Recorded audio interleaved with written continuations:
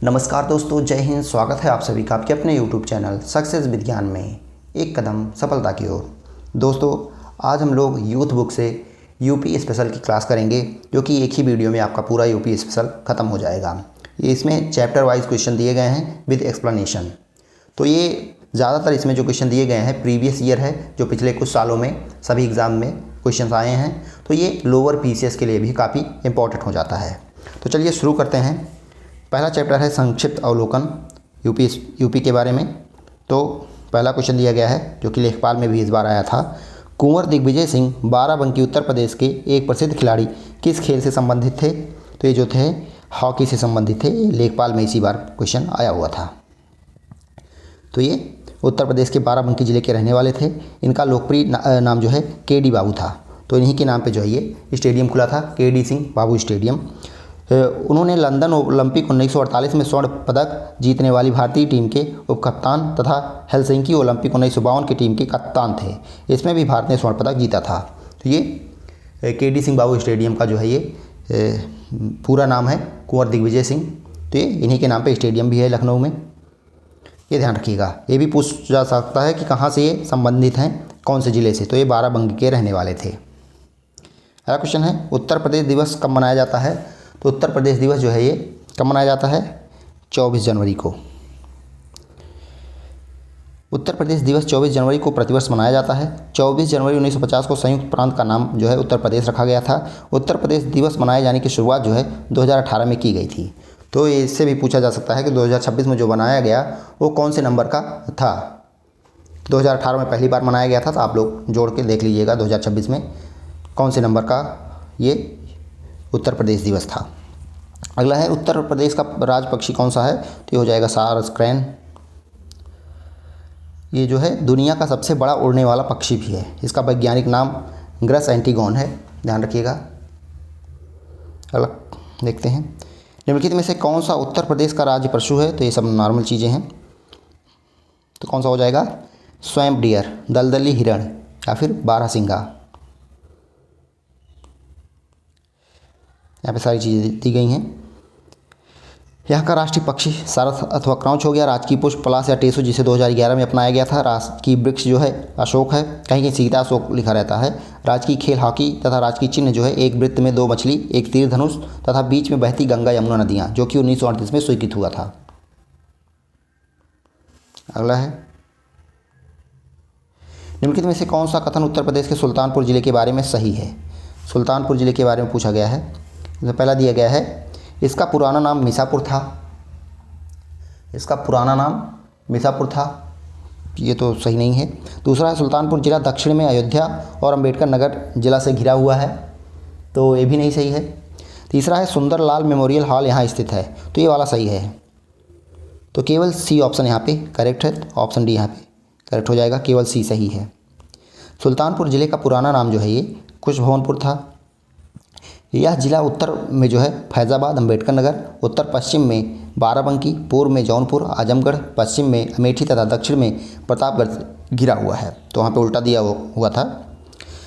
तो फैज़ाबाद अंबेडकर नगर से उत्तर में घिरा हुआ है, उत्तर पश्चिम में बाराबंकी से, पूर्व में जौनपुर, आजमगढ़, जबकि पश्चिम में अमेठी तथा दक्षिण में प्रतापगढ़ से घिरा हुआ है। उत्तर प्रदेश के सुल्तानपुर में सुंदरलाल मेमोरियल हॉल स्थित है। सुंदरलाल मेमोरियल हॉल सुल्तानपुर शहर के क्राइस्ट चर्च के दक्षिणी दिशा की ओर स्थित है। इसका निर्माण विक्टोरिया की याद में उनकी पहली जयंती पर करवाया गया था।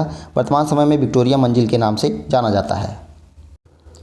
फिर वही क्वेश्चन, उत्तर प्रदेश के राज्य पुष्प का नाम पलाश या टेसु।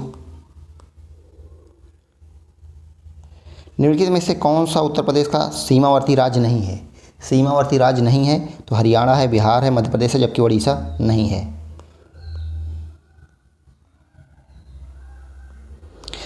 अब यहाँ से स्टार्ट होता है उत्तर प्रदेश का इतिहास। ये चैप्टर हम लोग देखेंगे, इससे भी काफ़ी क्वेश्चन बनते हैं। पहला क्वेश्चन इसमें देखते हैं। उत्तर प्रदेश में विश्वविद्यालय और माध्यमिक शिक्षा के पृथक्करण का आधार कौन सा आयोग था? तो कौन सा आयोग था यहाँ पे बताना है। ये था सैडलर आयोग 1917-19। सैडलर आयोग उत्तर प्रदेश में विश्वविद्यालय व माध्यमिक शिक्षा के पृथक्करण का आधार जो है 1917 में गठित सैडलर आयोग है। इसे प्रायः कलकत्ता विश्वविद्यालय आयोग के नाम से जाना जाता है। इस आयोग का अध्यक्ष माइकल सैडलर थे। इस आयोग ने विश्वविद्यालयी शिक्षा के साथ साथ माध्यमिक शिक्षा में सुधार के लिए व्यापक सिफारिशें दी। अगला क्वेश्चन है, किसके शासनकाल में रामनगर को बनारस राज्य की राजधानी के रूप में स्थापित किया गया था? तो ये कौन थे जिनके शासनकाल में? तो ये थे राजा बलवंत सिंह, काशी नरेश राजा बलवंत सिंह। काशी नरेश महाराजा बलवंत सिंह ने 1750 में रामनगर को बनारस राज्य की राजधानी के रूप में स्थापित किया था। यहाँ गंगा नदी के पूर्वी तट पर स्थित किला मुगल स्थापत्य शैली में निर्मित किया गया था। अगला क्वेश्चन है, संयुक्त प्रांत आगरा एवं अवध की राजधानी को इलाहाबाद से कहाँ स्थानांतरित किया गया? तो इलाहाबाद से जो है ये कहाँ पे स्थानांतरित किया गया था? लखनऊ में। तो ऑप्शन सी यहाँ पे करेक्ट हो गया। वर्ष इंपॉर्टेंट है यहाँ पे, वर्ष 1921 में संयुक्त प्रांत आगरा एवं अवध की राजधानी को इलाहाबाद से लखनऊ स्थानांतरित किया गया था। लखनऊ को वर्ष 1935 में औपचारिक राजधानी घोषित किया गया। आज़ादी मिलने के लगभग 2.5 वर्ष बाद 24 जनवरी 1950 को इसको उत्तर प्रदेश नाम प्राप्त हुआ। तो एक ही क्वेश्चन से कई क्वेश्चन आपके कंप्लीट हो जा रहे हैं। अगला है, बुद्ध ने दुख से मुक्ति पर अपना पहला उपदेश कहाँ दिया था? दुख से मुक्ति पर अपना पहला उपदेश कहाँ दिया था? तो आप लगभग सभी लोग को पता होगा, सारनाथ। इसको मृगदाब या फिर ऋषिपत्तनम भी बोलते हैं। धर्मचक्र प्रवर्तन की बात हो रही है यहाँ पे। महात्मा बुद्ध ने ज्ञान प्राप्ति के उपरांत दुख से मुक्ति हेतु अपना पहला उपदेश वाराणसी के सारनाथ में दिया, जिसे धर्मचक्र प्रवर्तन कहा गया। बोध गया में बुद्ध को ज्ञान प्राप्ति, लुम्बिनी में जन्म तथा कुशीनगर में महानिर्वाण जो है प्राप्त हुआ था। अगला है, बुद्ध ने किस उम्र में परिनिर्वाण अंतिम मुक्ति प्राप्त की? तो 80 वर्ष के थे उस समय वो। तो ये 483 ईसा पूर्व में कुशीनगर में इनकी मृत्यु हो गई, जिसे महापरिनिर्वाण बोलते हैं। आदि पुराण किस तीर्थंकर की संरचित संग्रह है? आदि पुराण की बात हो रही है, तो ये किसकी है? ये है आदिनाथ की, नाम से ही। आदिनाथ जैन धर्म का महत्वपूर्ण ग्रंथ है आदि पुराण, जिसमें जो है संस्कृत भाषा में आदिनाथ यानी ऋषभ देव के संत चरित्र का संग्रह है। अगला है, 23वें तीर्थंकर पार्श्वनाथ से जुड़ा प्रतीक है। तो प्रतीक भी पूछते हैं, तो कौन सा हो जाएगा? ये पार्श्वनाथ की बात की जा रही है 23वें तीर्थंकर, तो ये सर्पफण यानी सांप हो जाएगा। 23वें तीर्थंकर पार्श्वनाथ से जुड़ा प्रतीक सांप है। बैल ऋषभ देव का है। सिंह महावीर, शंख नेमिनाथ का प्रतीक चिन्ह है। तो ये जितने दिए गए सारे इंपॉर्टेंट है। बैल जो है ऋषभ देव का है, सिंह महावीर स्वामी का है और शंख जो है नेमिनाथ का है। अगला है, उन्नाव जिले का पूर्व नाम क्या था? ये भी इंपॉर्टेंट क्वेश्चन है। तो इसका सवाई गोदो, उन्नाव का पुराना नाम सवाई गोदो है। उन्नाव जिले का पूर्व नाम सवाई गोदो था। लगभग 1200 साल पहले यह शहर घने जंगलों से घिरा हुआ था। चौहान राजपूत गोदो सिंह ने संभवतः 12वीं शताब्दी के तीसरे चतुर्मास में जंगलों को साफ करके सवाई गोदो नामक शहर बसाया, जो आज उन्नाव के नाम से जाना जाता है। वर्तमान उन्नाव जिले का क्षेत्रफल लगभग 4558 वर्ग किलोमीटर है। इस जिले की कुल 6 तहसीलों और 16 विकास खंडों में विभाजित किया गया है। नवाबगंज पक्षी अभ्यारण्य इस जिले में स्थित है, तो ध्यान रखिएगा। लखनऊ के किस नवाब ने बड़ा इमामबाड़ा कॉम्प्लेक्स का निर्माण करवाया था? तो किसने कराया था? ध्यान रखिएगा, लखनऊ के किस नवाब ने बड़ा इमामबाड़ा कॉम्प्लेक्स का निर्माण करवाया था? तो हो जाएंगे सफदरजंग। लखनऊ के नवाब सफदरजंग ने बड़ा इमामबाड़ा कॉम्प्लेक्स का निर्माण करवाया था, जबकि इमामबाड़ा, जिसे असफी इमामबाड़ा भी कहा जाता है, इसका निर्माण वर्ष 1784 में अवध के नवाब आसफुद्दौला द्वारा करवाया गया था। ध्यान रखिएगा, बड़ा इमामबाड़ा कॉम्प्लेक्स का निर्माण जो है ये लखनऊ के नवाब सफदरजंग ने करवाया था, जबकि इमामबाड़ा जो है बड़ा इमामबाड़ा उसको जो है 1784 ईस्वी में उसका निर्माण नवाब आसफुद्दौला ने करवाया था। इमामबाड़ा भवन जो है लखनऊ की सबसे भव्य इमारतों में से एक है। यह राष्ट्रीय महत्व की स्मारक है। इसका प्रबंधन जो है भारतीय पुरातत्व सर्वेक्षण द्वारा किया जाता है। इलाहाबाद संधि पर किस वर्ष हस्ताक्षर किए गए, जिसके परिणाम स्वरूप उत्तर प्रदेश के कुछ हिस्सों पर ब्रिटिश नियंत्रण हो गया? तो सारे क्वेश्चन यहाँ पे इंपॉर्टेंट है, क्योंकि पूछे भी गए हैं और आगे भी पूछे जा सकते हैं। तो ये 1765 में हुआ है। हिस्ट्री में भी ये पूछा जा सकता है। अगस्त 1765 में इलाहाबाद में 2 संधियों पर हस्ताक्षर किए गए, जिसमें प्रथम संधि पर हस्ताक्षर जो है 12 अगस्त 1765 को रॉबर्ट क्लाइव और मुगल बादशाह शाह आलम द्वितीय के मध्य तथा दूसरा द्वितीय संधि जो हुई 16 अगस्त 1765 को रॉबर्ट क्लाइव और अवध के नवाब शुजाउद्दौला के मध्य हुआ। तो 12 अगस्त को जो हुआ शाह आलम द्वितीय और रॉबर्ट क्लाइव के बीच, और दूसरा जो हुआ 16 अगस्त 1765 क्लाइव और अवध के नवाब शुजाउद्दौला के मध्य।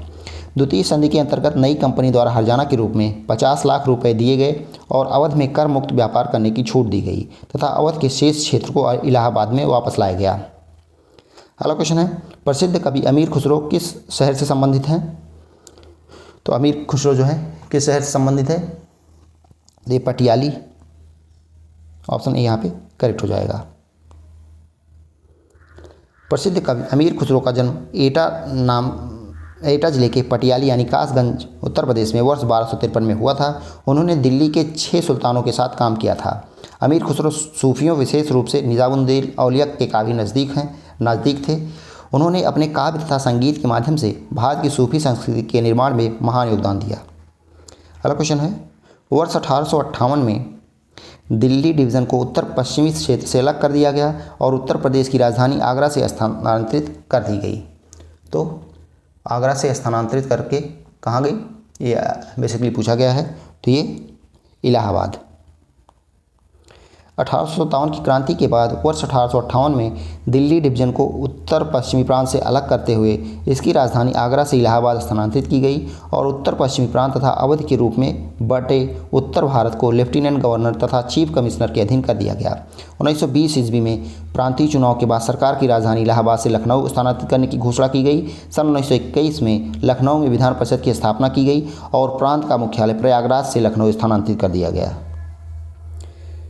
उस स्वतंत्रता सेनानी की पहचान कीजिए जिन्होंने भारत के स्वतंत्रता संग्राम में महत्वपूर्ण भूमिका निभाई और उत्तर प्रदेश के बिजनौर जिले से थे। तो उत्तर प्रदेश के बिजनौर जिले से थे।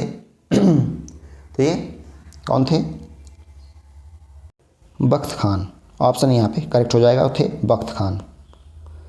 1857 के भारतीय विद्रोह के दौरान जनरल बख्त खान ने भारतीय स्वतंत्र बलों के दिल्ली राज्य क्षेत्र में कमांडर इन चीफ के रूप में कार्य किया एवं स्वतंत्रता संग्राम में महत्वपूर्ण भूमिका निभाई। इनका जन्म 1797 ईस्वी में बिजनौर जिले में हुआ था। इनकी मां अवध की राजकुमारी थी। इनकी मृत्यु 1859 में हुई थी।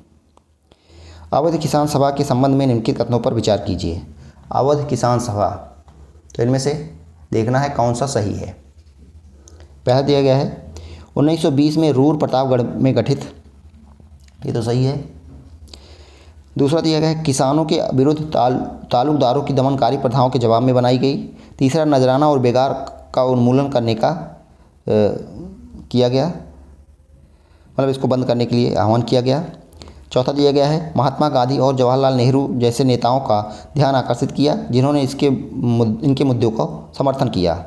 पांचवा था चरण सिंह द्वारा स्थापित, तो ये तो गलत है और बाकी सब सही लग रहा है। तो इसमें कितना सही है? तो 4 सही है। तो पांचवा वाला गलत है, बाकी सब सही है। तो देख सकते हैं बाबा रामचंद्र ने 17 अक्टूबर 1920 को रूर प्रतापगढ़ में अवध किसान सभा का गठन किया था। यह किसान सभा किसानों के विरुद्ध तालुकदारों की दमनकारी प्रथाओं के जवाब में बनाई गई थी। इस सभा ने नजराना और बेगार प्रथा का उन्मूलन करने का विरोध किया। इस किसान सभा ने गांधी और जवाहरलाल नेहरू जैसे नेताओं का ध्यान आकर्षित किया जिन्होंने इसके मुद्दों को समर्थन किया। तो पांचवा ऑप्शन गलत है क्योंकि इस किसान सभा की स्थापना बाबा रामचंद्र ने की थी, ना कि चरण सिंह ने।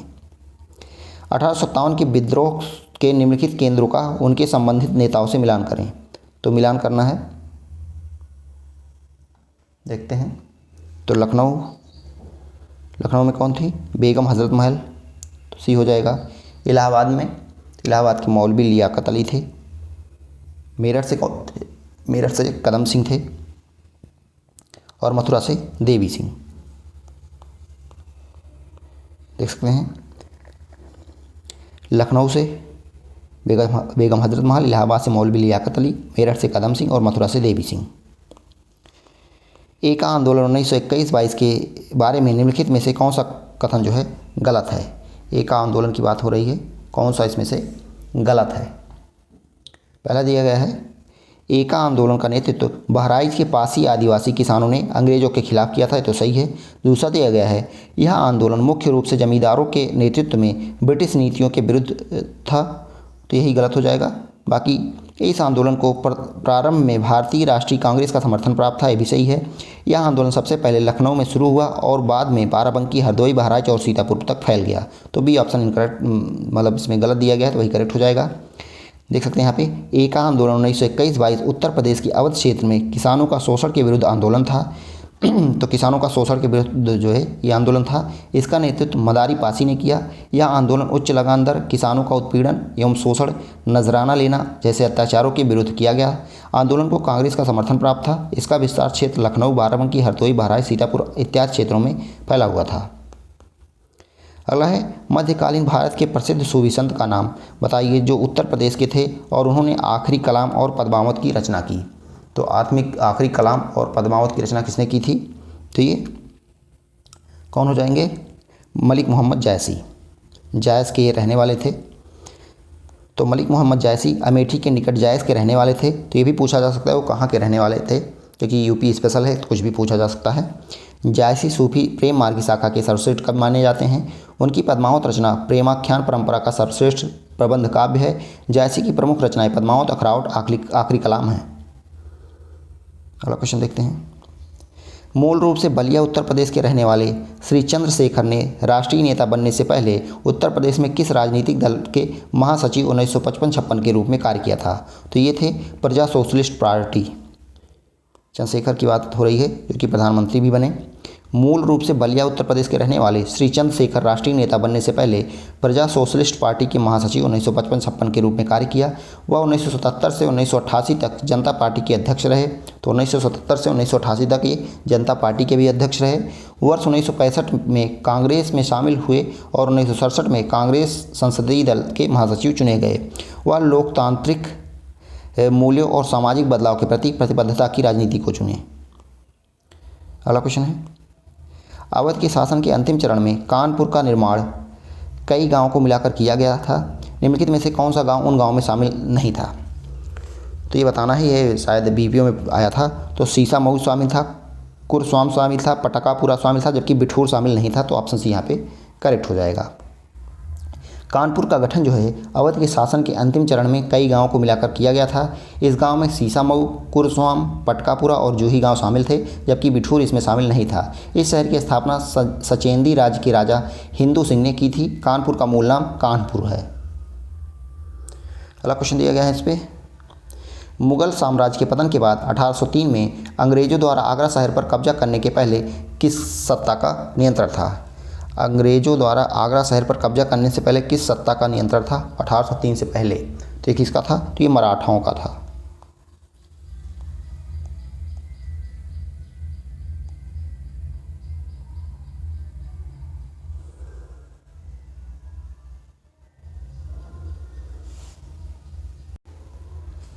मुगल साम्राज्य के पतन के बाद 1803 में अंग्रेजों द्वारा आगरा शहर पर कब्जा करने से पहले मराठों का सत्ता पर नियंत्रण था। अंग्रेजों ने 1803 में मराठों को पराजित कर अलीगढ़, मेरठ, आगरा, झांसी, बांदा, हमीरपुर, जालौन तथा आसपास के समूचे क्षेत्र पर अधिकार कर लिया। आगरा शहर की स्थापना 1504 में सिकंदर लोधी ने की थी। 1857 के विद्रोह के दौरान निम्नलिखित ऐतिहासिक व्यक्तियों का उनकी भूमिकाओं से मिलान कीजिए। तो मिलान करना है 1857 विद्रोह का। तो नाना साहब ने कानपुर के विद्रोह का नेतृत्व किया था। कारू भगत की बात करें तो ये रानीपुर से स्वतंत्रता सेनानी थे। आगे देखते हैं, मौलवी अहमदुल्ला शाह, तो ये फैज़ाबाद से जो है अग्रणी व्यक्ति थे। और खान बहादुर खान जो थे ये बरेली में इन्होंने सरकार बनाई थी। तो ये सीधे सीधे यहाँ पे सुमेलित किया गया है, देख सकते हैं। नाना साहब कानपुर में विद्रोह का नेतृत्व किया। कारू भगत रानीपुर से स्वतंत्रता सेनानी थे। मौलवी अहमदुल्ला शाह फैज़ाबाद से अग्रणी व्यक्ति। खान बहादुर खान बरेली में सरकार बनाई। आगे का क्वेश्चन है, उत्तर प्रदेश में फतेहपुर सीकरी शहर की स्थापना का श्रेय किस मुगल सम्राट को दिया जाता है? तो सिंपल सा क्वेश्चन है ये, अकबर। उत्तर प्रदेश में फतेहपुर सीकरी शहर की स्थापना मुगल बादशाह अकबर ने वर्ष 1571 में की थी। फतेहपुर सीकरी वर्तमान में आगरा जिले में एक नगर पालिका बोर्ड है। यह शहर अकबर के शासनकाल में 1571-85 तक मुगल साम्राज्य की राजधानी रही थी। अगला है, निम्न में से सूरसेन महाजनपद की राजधानी कौन सी थी?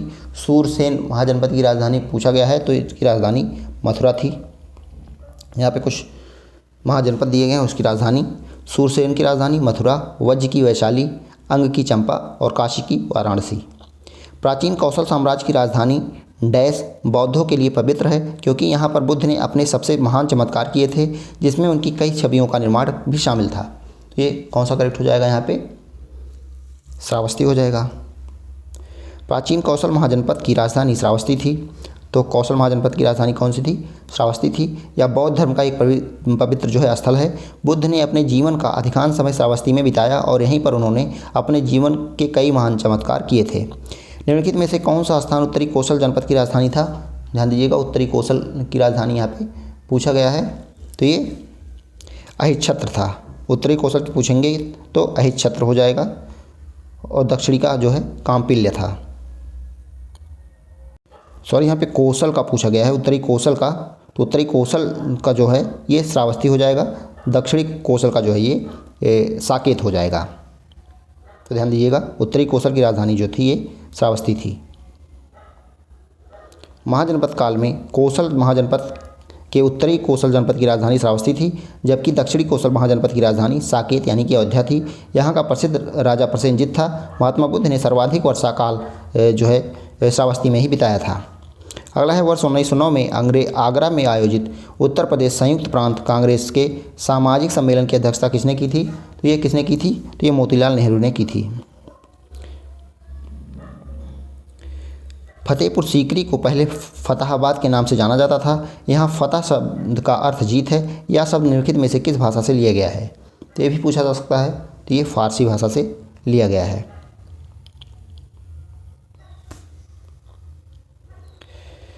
उत्तर प्रदेश के आगरा से 30 किलोमीटर दूरी पर स्थित फतेहपुर सीकरी नगर को विजय का नगर का भी कहा जाता है। इस नगर के नाम का प्रमुख शब्द जो है फतह फारसी भाषा से उद्धृत है, जिसका अर्थ विजय होता है।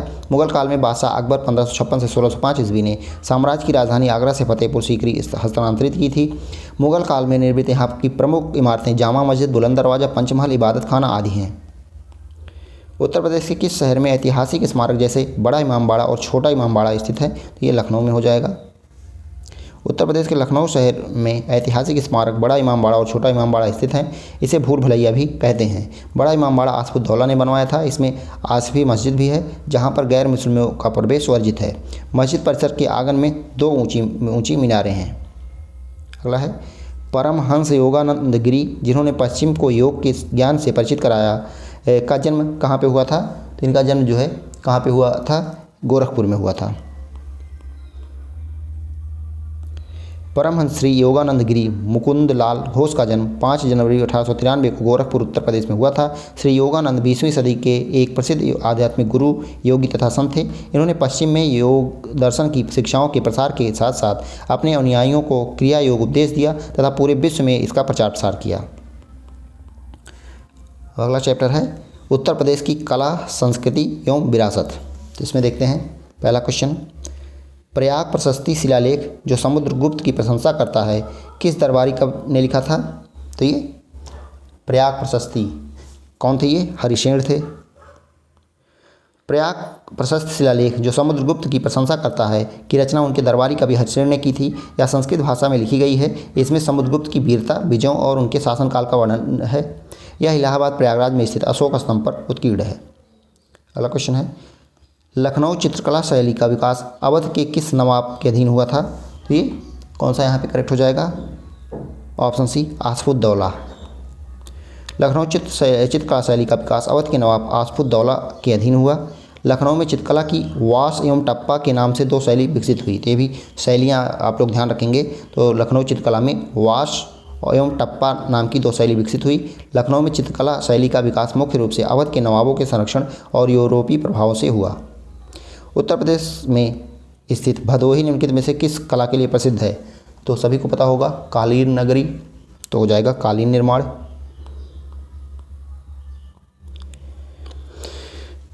मुगल शासक जो है अकबर के शासनकाल में 16वीं शताब्दी के अंत में मिर्ज़ापुर भदोही क्षेत्र में कालीन बुनाई शुरू हुई थी। उत्तर प्रदेश के बहराइच जिले के बारे में निम्नलिखित कथनों पर विचार करें और नीचे दिए गए सही विकल्प का चयन करें। तो बहराइच के बारे में यहाँ पे पूछा गया है।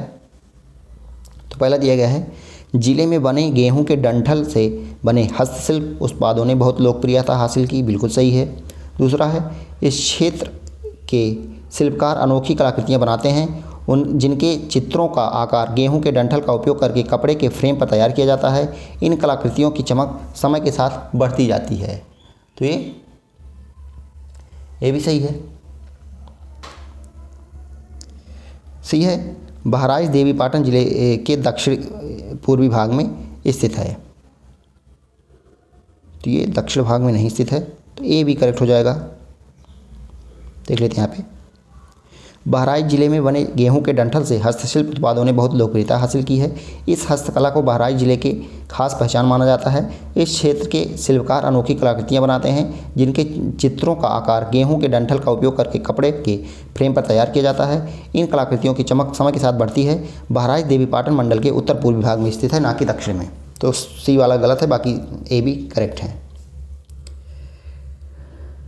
उत्तर प्रदेश में पत्थर शिल्प के इस्तेमाल की जाने वाली एक लोकप्रिय सामग्री निम्नलिखित में से कौन सी है? तो ये कौन सी हो जाएगी? कडप्पा पत्थर, सोप स्टोन, संगमरमर, ये सभी हो जाएंगी। उत्तर प्रदेश में पत्थर शिल्प के लिए प्रयोग की जाने वाली लोकप्रिय सामग्री कडप्पा पत्थर, सोप स्टोन, संगमरमर पाया जाता है। उत्तर प्रदेश में पत्थर शिल्प का एक समृद्ध इतिहास रहा है और लाल बलुआ पत्थर इसकी पारंपरिक और पसंदीदा सामग्री है।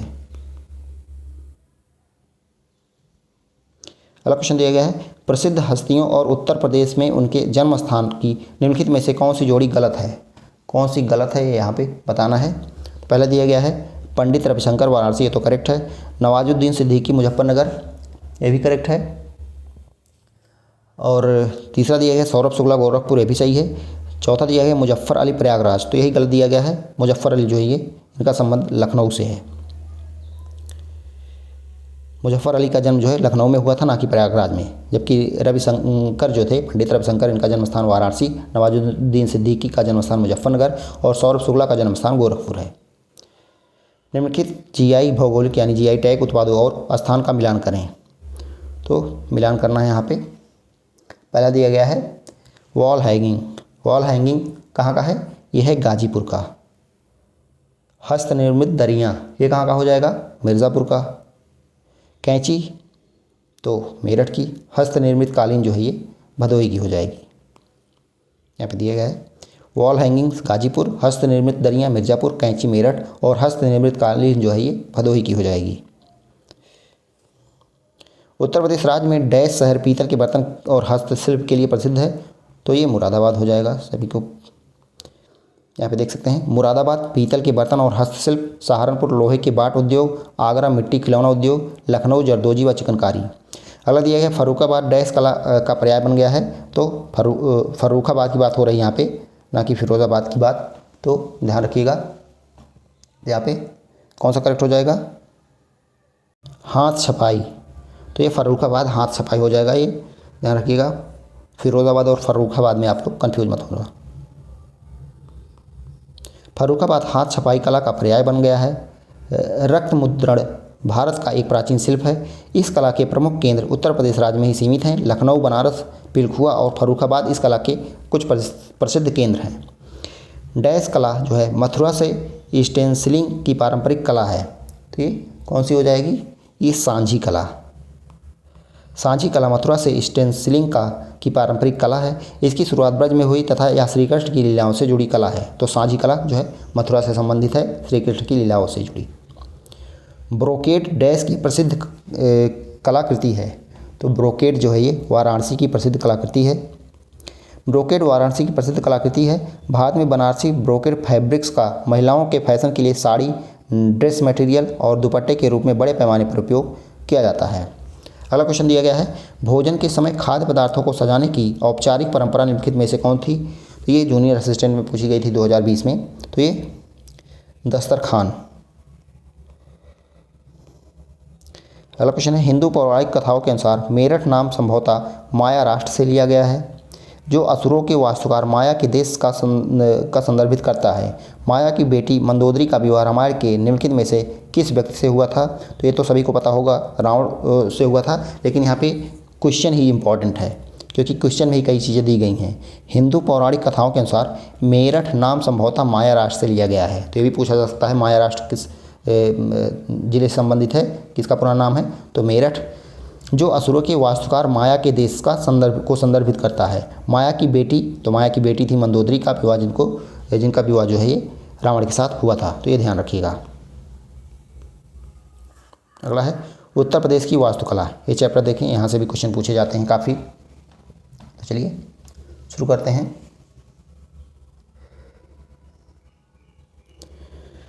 आगरा किले के बारे में निम्नलिखित कथनों में से कौन से कथन सही हैं? तो इनमें से कौन से सही हैं ये बताना है। आगरा किला, तो अकबर ने इसका निर्माण शुरू करवाया, भी सही है। इसका निर्माण वास्तुकार अब्दुल खान की देखरेख में शुरू हुआ था, तो ये तो करेक्ट नहीं है। बाकी यह यमुना नदी के तट पर स्थित है, ये भी सही है। तो ए और सी यहाँ पे करेक्ट हो जाएगा। तो सी ऑप्शन यहाँ पे दिया गया है, ए और सी। देख लेते हैं। आगरा किले का निर्माण मुगल बादशाह अकबर ने शुरू करवाया और निर्माण कार्य अकबर स्वयं अपनी ही देखरेख में करवाता था। आगरा किला जो है यमुना नदी के तट पर स्थित है। बुलंद दरवाज़ा के बारे में निम्नलिखित में से कौन सा कथन गलत है? बुलंद दरवाज़ा के बारे में कौन सा कथन गलत है ये बताना है। तो पहला दिया गया है, इसे मुगल सम्राट अकबर ने बनवाया था, बिल्कुल सही है। इसे पेशावर पर अकबर की जीत की याद में बनवाया गया था, तो यही गलत दिया है, क्योंकि गुजरात याद में ये बनवाया गया था। बाकी यह दुनिया का सबसे ऊंचा प्रवेश द्वार भी है। यह फतेहपुर सीकरी का मुख्य प्रवेश द्वार है, तो बी वाला यहाँ पे करेक्ट हो जाएगा, क्योंकि अकबर ने गुजरात विजय पर ये बनवाया था। नेक्स्ट है, लखनऊ चारबाग रेलवे स्टेशन किस स्थापत्य शैली का उदाहरण है? तो कौन सा हो जाएगा? इंडो सार्सेनिक, ऑप्शन बी यहाँ पे करेक्ट हो जाएगा। लखनऊ का चारबाग रेलवे स्टेशन जो है इंडो सार्सेनिक स्थापत्य शैली का उदाहरण है। छत्रपति शिवाजी टर्मिनस का निर्माण जो है विक्टोरियन गोथिक शैली में किया गया है, तो ये भी याद रखिएगा, छत्रपति शिवाजी टर्मिनस का निर्माण विक्टोरियन गोथिक शैली में किया गया है। प्रसिद्ध बरुआ सागर किया द्वारा बनाया गया है, तो किसके द्वारा बनाया गया है? तो राजा उदित सिंह। प्रसिद्ध बरुआ सागर किला जो है वहाँ पे गलत लिखा हुआ है, तो प्रसिद्ध बरुआ सागर किला का निर्माण ओरछा के राजा उदित सिंह ने करवाया था। तो बरुआ सागर किला का निर्माण जो है ये ओरछा के राजा उदित सिंह ने करवाया था। यह किला झांसी में स्थित है। इसी स्थान पर राजा उदित सिंह ने बरुआ सागर ताल का भी निर्माण करवाया था। झांसी शहर पहुज नदी एवं बेतवा नदी के मध्य स्थित है। इसकी स्थापना 1631 ईस्वी में ओरछा के शासक वीर सिंह बुंदेला ने की थी। तो स्थापना भी याद रखिएगा, झांसी की स्थापना 1631 ईस्वी में ओरछा के शासक वीर सिंह बुंदेला ने की थी। आयुर्वेद महोत्सव का आयोजन झांसी में ही किया जाता है। तो एक ही क्वेश्चन से आप अगर एक्सप्लेनेशन देखेंगे तो कई क्वेश्चन तैयार हो जा रहे हैं। अगला क्वेश्चन है, उत्तर प्रदेश में यूनेस्को विश्व धरोहर स्थलों की पहचान कीजिए। यूनेस्को विश्व धरोहर स्थल की पहचान करना है इसमें से, तो देखते हैं। वाराणसी रिवर फ्रंट, सारनाथ, काशी विश्वनाथ मंदिर, इलाहाबाद किला, इनमें से कौन सा शामिल है? तो इसको एक बार देख लेते हैं।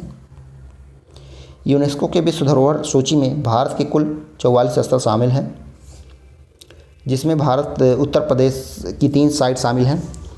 अभी जल्दी में सारनाथ भी शामिल किया गया है, तो ध्यान रखिएगा, अभी 2-3 दिन के अंदर में शामिल किया गया है सारनाथ को, तो बढ़ गया है। तो आगरा किला 1983 में शामिल किया गया था, फतेहपुर सीकरी 1986 में, ताजमहल 1983 में। इस प्रकार सूची में दिया गया कोई विकल्प सही नहीं है, जबकि अब सारनाथ का किला भी जो है उसमें शामिल हो गया है। अगला है, निम्नलिखित में से कौन सा जोड़ा सही सुमेलित नहीं है?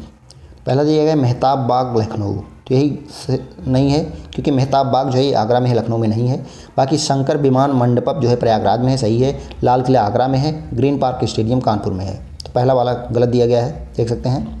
मेहताब बाग आगरा, शंकर विमान मंडपम जो है ये प्रयागराज में है, लाल किला आगरा में है, ग्रीन पार्क स्टेडियम कानपुर में। लखनऊ में स्थित रूमी दरवाज़ा की ऊंचाई कितनी है? ये भी जूनियर असिस्टेंट पे पूछा गया था 2023 में, तो फीट में पूछा गया है, तो कितनी है? तो ये है 60 फीट, ऑप्शन डी यहाँ पे करेक्ट हो जाएगा। लखनऊ में स्थित बड़ा इमामबाड़ा और छोटा इमामबाड़ा के बीच निर्मित रूमी दरवाज़ा को तुर्की गेट भी कहते हैं, तो तुर्की गेट के नाम से भी ये क्वेश्चन पूछा जा सकता है, ये भी ध्यान रखिएगा। तो रूमी दरवाज़ा को ही तुर्की गेट कहते हैं। इसकी ऊंचाई 60 फीट है। इसे अवध के नवाब आसफुद्दौला ने वर्ष 1784 में बनवाया था। अगला है, देवगढ़ में स्थित गुप्त काल का दशावतार मंदिर जो भगवान विष्णु को समर्पित है, अपनी वास्तुकला की शैली के कारण उत्तर भारत में सबसे प्राचीन ज्ञात डैश है। तो किस प्रकार का मंदिर है? तो ये पंचायतन मंदिर है। उत्तर प्रदेश के ललितपुर जिले के देवगढ़ में स्थित दशावतार मंदिर उत्तर भारत में स्थित सबसे प्राचीन पंचायतन मंदिर निर्माण शैली में निर्मित है। भगवान विष्णु को समर्पित यह मंदिर गुप्त काल में जो है निर्मित किया गया। पंचायतन शैलों के मंदिरों में मुख्य मंदिर 4 सहायक मंदिरों से घिरा होता है, इसीलिए इसको पंचायतन भी बोलते हैं। पंचायतन शैली में निर्मित अन्य मंदिर हैं उदयपुर का जगदीश मंदिर, खजुराहो का लक्ष्मण मंदिर व कंदरिया महादेव मंदिर तथा भुवनेश्वर का ब्रह्मदेव मंदिर। अगला टॉपिक है, जो अगला चैप्टर है, उत्तर प्रदेश का त्यौहार। उत्तर प्रदेश के त्यौहार से भी काफ़ी क्वेश्चन पूछे जा रहे हैं आजकल, देखते हैं। इसमें पहला क्वेश्चन है, उत्तर प्रदेश का कौन सा जिला दशहरा के दौरान एक अद्वितीय सांस्कृतिक जुलूस नक्कटैया के लिए प्रसिद्ध है? तो नक्कटैया के लिए कौन सा प्रसिद्ध है? यह है वाराणसी। वाराणसी में नक्कटैया मेला लगता है। उत्तर प्रदेश का वाराणसी जिला दशहरा के दौरान निकलने वाले एक अद्वितीय सांस्कृतिक जुलूस नक्कटैया के लिए प्रसिद्ध है। नक्कटैया भगवान लक्ष्मण द्वारा शूर्पणखा की नाक काटे जाने वाले भाग के अभिनय के लिए प्रसिद्ध है। उत्तर प्रदेश के अन्य उत्सव मेलों में कांपिल्य मेला जो है फर्रुखाबाद में लगता है। सोरो मेला पूछा जाता है, सोरो मेला कासगंज। ध्रुपद मेला वाराणसी में। नवरात्र मेला जो है मिर्ज़ापुर में, तो नवरात्र मेला कहाँ पर लगता है? मिर्ज़ापुर में। सैयद सालार मेला बहराइच में तथा कल्की महोत्सव जो है संभल में मनाया जाता है। तो एक ही क्वेश्चन से कई सारे यहाँ पे आपके क्वेश्चन जो है तैयार हो गए। उत्तर प्रदेश के आगरा के पास नवंबर में आयोजित होने वाला वार्षिक उत्सव बटेश्वर मेले का प्राथमिक फोकस क्या है? तो बटेश्वर मेला किस लिए लगता है? तो ये पशुधन के लिए लगता है। बिक्री या वस्तु विनिमय के लिए पशुधन के साथ पशु मेला। तो ऑप्शन डी यहाँ पे करेक्ट हो जाएगा। उत्तर प्रदेश के आगरा के पास नवंबर में आयोजित होने वाले वार्षिक उत्सव बटेश्वर मेले का प्राथमिक फोकस बिक्री या वस्तु विनिमय के लिए पशुधन के साथ पशु मेला था। यह मेला प्रतिवर्ष आगरा जिले में आयोजित किया जाता है। यह मेला ग्रामीण भारतीय जीवन की एक रंगीन, जीवंत एवं पूरी तरह से प्रामाणिक झलक प्रदान करता है। अगला है, उत्तर प्रदेश अपनी संस्कृति और उत्सव समारोहों के लिए जाना जाता है। इसे ध्यान में रखते हुए कौन सा शहर नौचंदी मेले का आयोजन करता है? तो नौचंदी मेले का आयोजन कहाँ पर किया जाता है? मेरठ में। ऑप्शन बी यहाँ पे करेक्ट हो जाएगा। नौचंदी मेले का आयोजन उत्तर प्रदेश के मेरठ शहर में किया जाता है। उत्तर प्रदेश के अन्य मेलों में जो है, अन्य मेले देख लेते हैं। तो कालिंजर मेला कहाँ पे लगता है? इसका आयोजन बांदा में होता है। बेरिया घाट मेला का आयोजन हरदोई में। ढाई घाट मेला का आयोजन शाहजहाँपुर, इंपॉर्टेंट है, ढाई घाट मेला जो है शाहजहाँपुर में लगता है। सैयद सालार मेला जो है बहराइच में तथा गोविंद साहब मेला का आयोजन अम्बेडकर नगर में किया जाता है। तो ये सारे मेले जो हैं इंपॉर्टेंट हो गए। प्रयागराज में कुंभ 2025 कब आयोजित किया जाएगा? तो ये उस समय के करंट का क्वेश्चन था, तो कब आयोजित किया गया था ऐसे आप समझ सकते हैं। तो 13 जनवरी 2025 से 26 फरवरी 2025। तो अब पूछा जाएगा तो कब आयोजित किया गया था, इस तरह पूछा जाएगा। उत्तर प्रदेश का कालिंजर मेला प्रतिवर्ष कहाँ आयोजित किया जाता है? तो कालिंजर मेला अभी बताया गया था, ये बांदा में। कालिंजर मेला प्रतिवर्ष जो है उत्तर प्रदेश के बांदा जिले में आयोजित किया जाता है। इसी तरह तिगरी मेला का आयोजन जो है अमरोहा में। तो तिगरी मेला का आयोजन कहाँ किया जाता है? अमरोहा में। रथ यात्रा मेला का आयोजन वाराणसी में। सोरो मेला का आयोजन कासगंज में तथा बटेश्वर मेला का आयोजन प्रतिवर्ष आगरा में किया जाता है। तो सारे मेले जो है यहाँ पे इंपॉर्टेंट हो गए।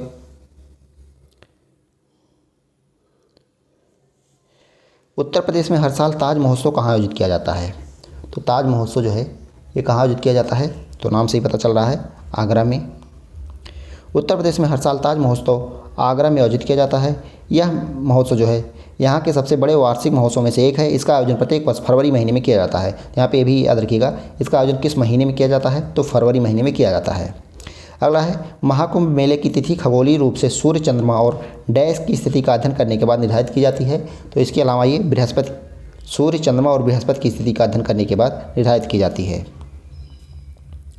महाकुंभ मेले की तिथि खगोलीय रूप से सूर्य, चंद्रमा और बृहस्पति की स्थिति का अध्ययन करने के बाद निर्धारित की जाती है। ज्योतिषीय गणना के अनुसार कुंभ का असाधारण महत्व बृहस्पति के कुंभ राशि में प्रवेश तथा सूर्य के मेष राशि में प्रवेश के साथ जुड़ा है। कुंभ मेला 4 स्थानों प्रयागराज, हरिद्वार, उज्जैन और नासिक में आयोजित होता है। इनमें से प्रत्येक स्थान पर प्रति 12वें वर्ष तथा प्रयागराज में 2 महाकुंभ पर्वों के बीच 6 वर्षों के अंतराल में कुंभ आयोजित होता है।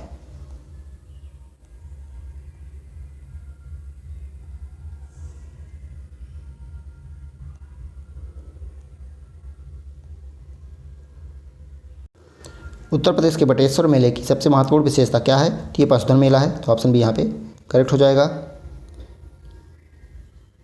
अगला है, डैश उत्तर प्रदेश एवं बिहार का बारिश के मौसम का एक लोकप्रिय मनोरंजन है। तो ये झूला। अगला चैप्टर है उत्तर प्रदेश का लोक नृत्य एवं संगीत। ये भी हम लोग देखेंगे, काफ़ी इंपॉर्टेंट है।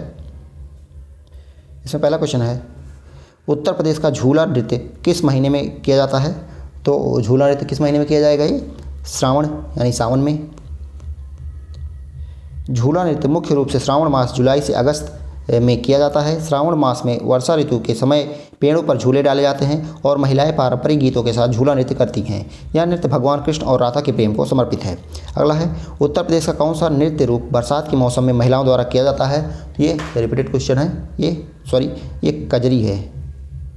कजरी भी जो है ये जब झूला होता है उसी समय कजरी जो है गाई जाती है। उत्तर प्रदेश का कजरी नृत्य बरसात के मौसम में महिलाओं द्वारा किया जाता है। उत्तर प्रदेश के अन्य लोकप्रिय नृत्यों में पाई डंडा बुंदेलखंड क्षेत्र, दीवारी नृत्य जो है बुंदेलखंड में, धोबिया नृत्य पूर्वांचल क्षेत्र में चलता है, कटघोड़वा नृत्य भी पूर्वांचल क्षेत्र, कर्मा नृत्य मिर्जापुर और सोनभद्र में, जोगनी नृत्य अवध क्षेत्र में और सौरा नृत्य बुंदेलखंड में होता है। निम्नलिखित में से कौन सा लोकगीत मुख्य रूप से उत्तर प्रदेश में महिलाओं द्वारा परिवार में बच्चे के जन्म के एक शुभ क्षण के रूप में मनाने के लिए गाया जाता है और प्रस्तुत किया जाता है। तो ये है सोहर गाया जाता है उस समय। सोहर गीत में राम एवं कृष्ण के जन्म की सुंदर कथाएं भी शामिल होती हैं। अगला दिया गया है निम्नलिखित में से कौन सी चरकुला नृत्य की प्रमुख विशेषता है। कौन सी विशेषता है, तो देखते हैं। यहाँ पे सिर पर बहुस्तरीय दीपकों को संतुलित करना। तो टोटल 108 दीपकों को लेके ये नृत्य किया जाता है, चरकुला नृत्य, जो कि यहाँ पे ब्रज क्षेत्र में किया जाता है। नृत्य में महिलाएं अपने सिर पर बड़े बहुस्तरीय वृत्ताकार लकड़ी के पिरामिडों को रखकर कृष्ण भक्ति गीतों पर नृत्य करती हैं।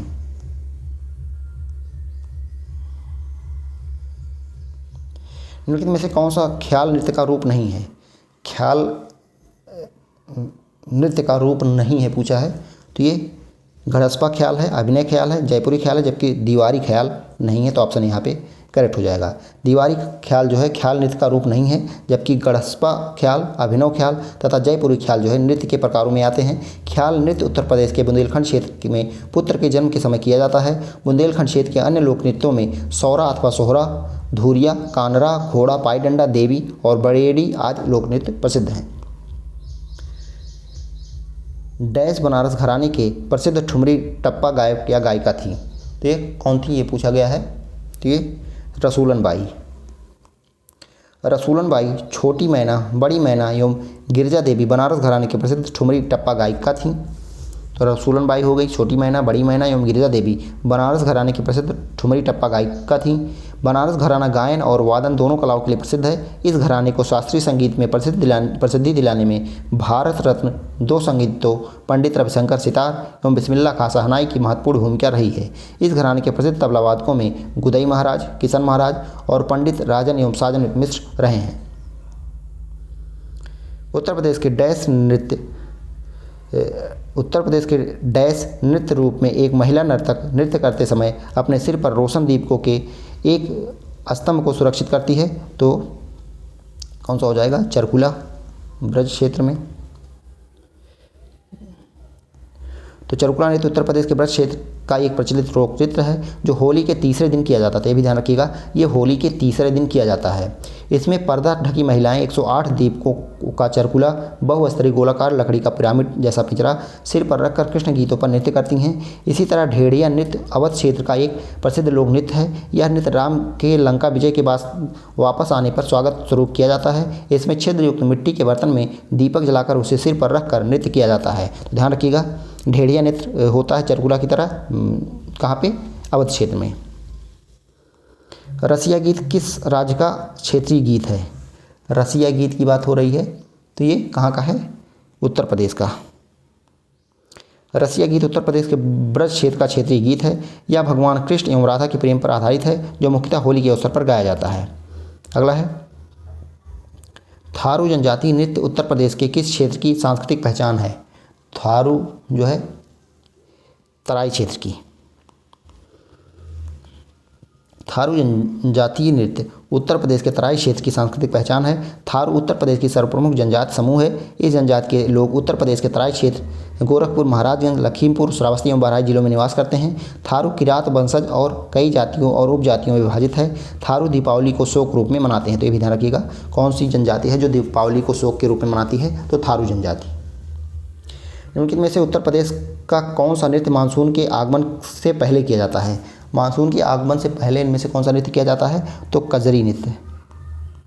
उत्तर प्रदेश का कजरी नृत्य मानसून के आगमन से पहले किया जाता है। कजरी मुख्य रूप से मिर्ज़ापुर एवं वाराणसी के साथ साथ समस्त पूर्वांचल क्षेत्रों में गाई जाती है। मालिनी अवस्थी, उर्मिला श्रीवास्तव, अजीता श्रीवास्तव एवं उषा गुप्ता कजरी की प्रमुख गायिकाएँ हैं।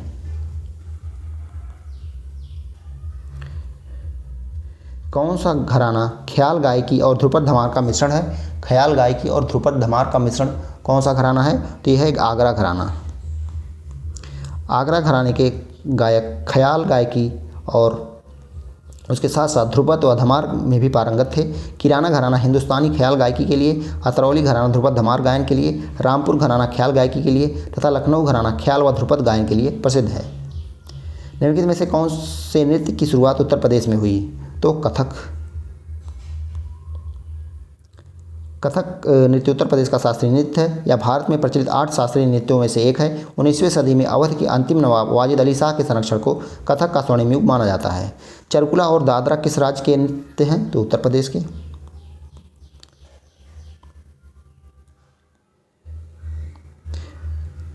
उत्तर प्रदेश के अन्य प्रमुख लोक नृत्य में रासलीला, रामलीला, कर्मा, दादरा, धोबिया, नटवरी आदि नृत्य जो हैं शामिल हैं। बघेलखंड का कौन सा नृत्य एक पुरुष द्वारा महिला के वेश में ढोलक और नगाड़ा जैसे संगीत वाद्य यंत्रों के साथ किया जाता है? तो ये कौन सा नृत्य हो जाएगा? राई नृत्य। बुंदेलखंड की तरह बघेलखंड में भी राई नृत्य किया जाता है, परंतु यहाँ पर नृत्य में कुछ विभेद आ जाते हैं। जैसे बुंदेलखंड में राई नृत्य स्त्रियों द्वारा ही किया जाता है, जबकि बघेलखंड में पुरुष ही स्त्री वेश धारण करके राई नृत्य प्रस्तुत करते हैं। बघेलखंड में राई नृत्य में वाद्य यंत्र के रूप में ढोलक व नगाड़ा का उपयोग किया जाता है। निम्नलिखित में से किस नृत्य शैली में एक महिला नृत्य करते समय अपने सिर के ऊपर रोशन दीपकों के एक स्तंभ को संतुलित करती है? तो रिपीटेड क्वेश्चन आ रहे हैं, तो ये हो जाएगा चरकुला। किस भारतीय शास्त्रीय नृत्य की उत्पत्ति उत्तर प्रदेश से हुई? तो अभी बताया गया, कथक। कथक का नाम कथाकारों की कथा यानी कहानी से जुड़ा है। इस नृत्य शैली के माध्यम से पौराणिक कहानियों की अभिव्यक्ति की जाती है। इसमें कथा वाचन नर्तक कथा या कहानी को शरीर की विभिन्न गतिविधियों के माध्यम से प्रस्तुत करता है। कथक के 3 विशिष्ट रूप हैं जिन्हें घराना कहा जाता है: लखनऊ घराना, जयपुर घराना और बनारस घराना। प्रमुख कथक नर्तक जो हैं ये बिरजू महाराज हो गए, शंभू महाराज, सितारा देवी, गोपी किशन और बिंदादीन महाराज आदि हैं। नौटंकी निम्नलिखित में से किस राज्य का लोक नृत्य है? तो ये उत्तर प्रदेश का।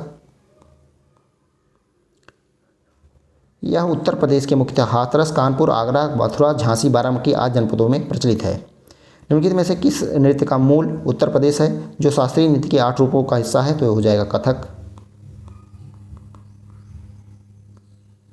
शास्त्रीय नृत्य कथक मूलतः उत्तर प्रदेश राज्य से संबद्ध है। अंग प्रत्यंग एवं मनोभाव के साथ की गई नियंत्रित यतिगति को नृत्य कहा जाता है। भरत मुनि 2वीं शताब्दी ईसा पूर्व का नाट्यशास्त्र शास्त्रीय नृत्य पर प्राचीन ग्रंथ के रूप में उपलब्ध है, जो नाटक, नृत्य और संगीत कला से की स्रोत पुस्तक है। भारतीय नृत्य कला को 2 वर्गों में बांटा जाता है: शास्त्रीय नृत्य और लोक एवं जनजातीय नृत्य। भारतीय शास्त्रीय नृत्य की 8 प्रमुख शैलियाँ हैं, तो ये भी आपका तैयार हो जाएगा, देख लीजिए। तो कथक हो गया उत्तर प्रदेश का, दूसरा हो गया भारतनाट्यम तमिलनाडु का, कथकली केरल का हो गया, चौथा कुचिपुड़ी हो गया आंध्र प्रदेश का, मोहिनी अट्टम हो गया केरल का। तो केरल का 2 हो गया, केरल का कथकली भी है और मोहिनी अट्टम भी है। इसके अलावा छठा है ओडिसी ओडिशा का, मणिपुरी मणिपुर का और सत्रिया नृत्य जो है असम का है। अगला है फैयाज खान द्वारा स्थापित रंगीला घराना किस स्थान पर है? तो रंगीला घराना की बात हो रही है, ये किस स्थान पर है? ये आगरा में है। कहाँ पे है? आगरा में है। फैयाज खान द्वारा स्थापित रंगीला घराना आगरा से संबंधित है। इतिहासकारों के अनुसार 19वीं शताब्दी में खुदा बख्श ने इस घराने की स्थापना की थी, लेकिन संगीतविदों के मतानुसार इसके संस्थापक हाजी सुजान खान थे। फैयाज खान ने नवीन और गीतात्मक स्पर्श देकर इस घराने को पुनर्जीवित किया, तब से इसका नाम रंगीला घराना पड़ गया। वर्तमान में इस शैली के प्रमुख गायकों में से C.R. व्यास और विजय किचलू जैसे महान गायक शामिल हैं। हरदौल कथा विशेष रूप से डैश के लोकगीत है जो उत्तर प्रदेश एवं मध्य प्रदेश में फैले हुए हैं। तो ये बुंदेलखंड, हरदौल कथा विशेष रूप से बुंदेलखंड के लोकगीत हैं जो उत्तर प्रदेश एवं मध्य प्रदेश के में जो है विशेष रूप से प्रचलित हैं। ऐसी मान्यता या परंपरा है कि ओरछा के राजा हरदौल को शादी विवाह में आमंत्रित करने से आयोजनों में किसी प्रकार की बाधा नहीं आती है। नृत्य और संगीत की एक शैली संबंधित लखनऊ घराना का दूसरा नाम क्या है? तो लखनऊ घराना का दूसरा नाम यहाँ पे पूछा गया है, तो इसको पूरब घराना भी कहते हैं। अभी जूनियर असिस्टेंट 2020 में पूछा गया है। लखनऊ घराना भारतीय शास्त्रीय नृत्य शैली कथक के कलाकारों से जुड़ा प्रसिद्ध घराना है। इस घराने को पूरब घराने के नाम से भी जाना जाता है। इस घराने से शंभू महाराज, लच्छू महाराज, कालका महाराज, अच्छन महाराज आदि कथक नृतक जो है संबंधित हैं। अगला चैप्टर है उत्तर प्रदेश का साहित्य, इसको देखते हैं। इससे पहला क्वेश्चन दिया गया है, निम्नलिखित में से कौन सा उपन्यास मुंशी प्रेमचंद द्वारा नहीं लिखा गया है? तो गोदान भी लिखा गया है, गबन भी, निर्मला भी, जबकि आनंद मठ जो है इनके द्वारा नहीं लिखा गया है, वो बंकिम चंद्र चटर्जी ने लिखा था। अगला है, किस उपन्यासकार किस प्रमुख उपन्यास रंगभूमि, गोदान, प्रेमाश्रम आदि उपन्यासों में ग्रामीण जीवन, पीड़ित ग्रामीणों में उभरने वाली चेतना के दर्शन होते हैं? तो ये प्रेमचंद हो जाएगा फिर से भाई। इनके अन्य उपन्यास जो हैं ये सेवा सदन, निर्मला, कर्मभूमि, कायाकल्प, गबन इत्यादि हैं। उत्तर प्रदेश में जन्मे कौन से लेखक और कवि हैं जो उर्दू साहित्य के लिए जाने जाते हैं, जिन्हें 1986 में साहित्य अकादमी पुरस्कार मिला था? तो ये कौन हो जाएंगे? ये शमसुर रहमान फ़ारूकी हो जाएंगे। शमसुर रहमान फ़ारूकी का जन्म वर्ष 1935 में आजमगढ़ उत्तर प्रदेश में हुआ था। तो कहाँ से संबंधित है? आजमगढ़ उत्तर प्रदेश से। ये उर्दू के लेखक और कवि हैं। इन्हें उर्दू साहित्य के लिए जाना जाता है और इनके द्वारा रचित तनकीदी अबकार साहित्यिक आलोचना के लिए इन्हें वर्ष 1986 में साहित्य अकादमी पुरस्कार से सम्मानित किया गया। वर्ष 2023 का साहित्य अकादमी पुरस्कार सादिका नवाब शहर को राजदेव की अमराई उपन्यास के लिए प्रदान किया गया।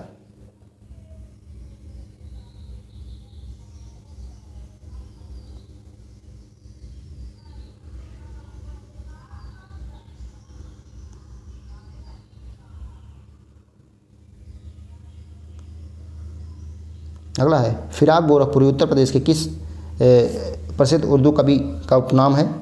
तो ये क्या हो जाएगा? रघुपत सहाय, ऑप्शन सी। फिराक गोरखपुरी रघुपत सहाय का नाम है। रघुपत सहाय फिराक जिन्हें उनके शायरी के उपनाम फिराक गोरखपुरी के नाम से जाना जाता था। इनका जन्म 28 अगस्त 1896 को गोरखपुर में हुआ था। इनकी मृत्यु जो है 3 मार्च 1982 ईस्वी को दिल्ली में हुई। इनकी मुख्य रचनाओं में गुले नगमा, गुले रान्ना, रूहे कायनात, मसाल, रूप, रुबाई, सबिस्तान, सरगम, बजे ज़िंदगी, रंग ए शायरी, परछाइयाँ, तराने इश्क आदि ये गांधी जी के साथ असहयोग आंदोलन में सम्मिलित हुए और जेल भी गए थे। उत्तर प्रदेश की कौन सी प्रमुख कवयित्री अपने साहित्यिक योगदान के लिए जानी जाती हैं और उन्हें 1988 में पद्म विभूषण से सम्मानित किया गया था? तो ये कौन थी? ये थी महादेवी वर्मा। महादेवी वर्मा को अपने साहित्यिक योगदान के लिए वर्ष 1988 में इन्हें पद्म विभूषण से सम्मानित किया गया था। इसके अलावा इन्हें वर्ष 1982 में ज्ञानपीठ, तो 1982 में इनको ज्ञानपीठ तथा 1956 में पद्म विभूषण से सम्मानित किया गया था। इनकी प्रमुख कृतियों में निहार, रश्मि, नीरजा, सांदगीत, दीपशिखा, प्रथम आयाम तथा अग्निरेखा हैं। इनका जन्म 26 मार्च 1907 ईस्वी को फर्रुखाबाद, तो कहाँ पे हुआ था? फर्रुखाबाद में इनका जन्म हुआ था महादेवी वर्मा का, तथा इनकी मृत्यु 11 सितंबर 1987 ईस्वी को प्रयागराज में हुई थी। निम्नलिखित में से फतवा-ए-जहांदारी के लेखक कौन हैं? फतवा-ए-जहांदारी, इसका लेखक जो है ये जियाउद्दीन बरनी। फतवा-ए-जहांदारी के लेखक जियाउद्दीन बरनी हैं। जियाउद्दीन बरनी बुलंदशहर जिले के बरन के निवासी थे। तो कहाँ के निवासी थे? बुलंदशहर जिले के बरन के। ये मोहम्मद बिन तुगलक तथा फिरोज शाह तुगलक के साथ रहे। इनकी यह पुस्तक को सल्तनतकालीन प्रशासन का महत्वपूर्ण ग्रंथ माना जाता है। तारीख़ फिरोजशाही की रचना भी बरनी ने की है। अबुल फजल की प्रमुख रचनाओं में अकबरनामा एवं आईन अकबरी तथा शेख फैजी ने लीलावती गणित की पुस्तक का फारसी भाषा में अनुवाद किया था। मिर्ज़ा गालिब और फिराक गोरखपुरी डैश से जुड़ी प्रसिद्ध व्यक्तित्व हैं। तो ये किससे जुड़े हुए हैं? गज़ल से। मिर्ज़ा गालिब और फिराक गोरखपुरी दोनों ही गज़ल से जुड़े प्रसिद्ध व्यक्तित्व हैं। मिर्ज़ा गालिब को इश्क़ शायरी में कोई सानी नहीं माना जाता, वहीं फिराक गोरखपुरी को मिर्ज़ा गालिब के बाद सबसे महान गज़ल गायक माना जाता है। उत्तर प्रदेश में सांख्यिकी पत्रिका प्रकाशित करने के लिए कौन सी संस्था उत्तरदायी है? सांख्यिकी पत्रिका प्रकाशित करने के लिए कौन सी संस्था जो है जिम्मेदार है, उत्तरदायी है? तो ये है डी ऑप्शन, उत्तर प्रदेश के योजना विभाग का अर्थशास्त्र और सांख्यिकी प्रभाग। उत्तर प्रदेश में सांख्यिकी पत्रिका प्रकाशित करने के लिए उत्तर प्रदेश के योजना विभाग का अर्थशास्त्र एवं सांख्यिकी प्रभाग उत्तरदायी है। इस प्रभाग का मुख्य कार्य राज्य की आर्थिक योजनाओं के लिए डेटा एकत्रित करना, उनका विश्लेषण करना और रिपोर्ट प्रकाशित करना है। यह प्रभाग विभिन्न विकास योजनाओं के कार्यान्वयन में भी सहायता प्रदान करता है। चंदायन मुल्ला दाऊद की एक महत्वपूर्ण अवधि सूफी कृति किन प्रसिद्ध प्रेमियों की कहानी बताती है? ये भी पूछा जाता है क्वेश्चन। तो ये लोरिक और चंदा का। ऑप्शन कौन सा करेक्ट होगा यहाँ पे? Option A. चंदायन मुल्ला दाऊद द्वारा रचित एक महत्वपूर्ण अवधि सूफी कृति है जो लोरिक और चंदा की प्रेम कथा पर आधारित है। यह रचना 14वीं शताब्दी की मानी जाती है और इसे अवधि भाषा में रचित प्रथम सूफी प्रेम काव्य के रूप में भी देखा जाता है। इस कृति में मुख्य प्रेमी पात्र लोरिक एवं ग्वाला गडेरिया तथा चंदा एक राजा की पत्नी है। तो इसमें जो है ये मुख्य पात्र जो हैं ये प्रेमी पात्र लोरिक है जो कि एक ग्वाला गडेरिया है तथा चंदा जो है एक राजा की पत्नी है। मुंशी प्रेमचंद के बारे में निम्नलिखित में से कौन सा कथन सही है? कौन सा कथन सही है ये यहाँ पे बताना है। तो पहला दिया गया है उनका जन्म उत्तर प्रदेश के वाराणसी में हुआ था, सही है। उनकी प्रमुख कृतियों में प्रेमा गोदान शामिल है, तो यहाँ पे कटा हुआ है। उनकी मृत्यु 8 अक्टूबर 1966 को हुई।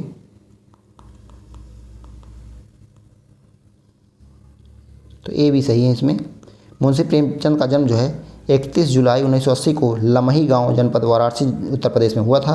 मुंशी प्रेमचंद की प्रमुख कृतियों में प्रेमा 1907 था प्रथम उपन्यास था, तो प्रेमा प्रथम उपन्यास था। गोदान 1936 प्रेमचंद का अंतिम और सबसे प्रसिद्ध हिंदी उपन्यास है। मुंशी प्रेमचंद का मूल नाम धनपत राय श्रीवास्तव था। प्रेमचंद का मृत्यु जो है 8 अक्टूबर 1936 को हुआ था। मैथिली शरण गुप्त के बारे में निम्नलिखित में से कौन सा कथन सही है? मैथिली शरण गुप्त के बारे में यहाँ पे पूछा गया है, तो कौन सा कथन यहाँ पे सही है? पहला दिया गया है उनका जन्म उत्तर प्रदेश के झांसी जिले में हुआ था, तो ये करेक्ट है। दूसरा दिया गया है उनकी पहली जो कृति थी रंग में भंग थी, ये भी सही है। तीसरा रविन्द्रनाथ टैगोर ने उन्हें राष्ट्र कवि की उपाधि दी थी, तो ये वाला गलत है। केवल ए और बी सही है, तो ऑप्शन यहाँ पे करेक्ट हो जाएगा।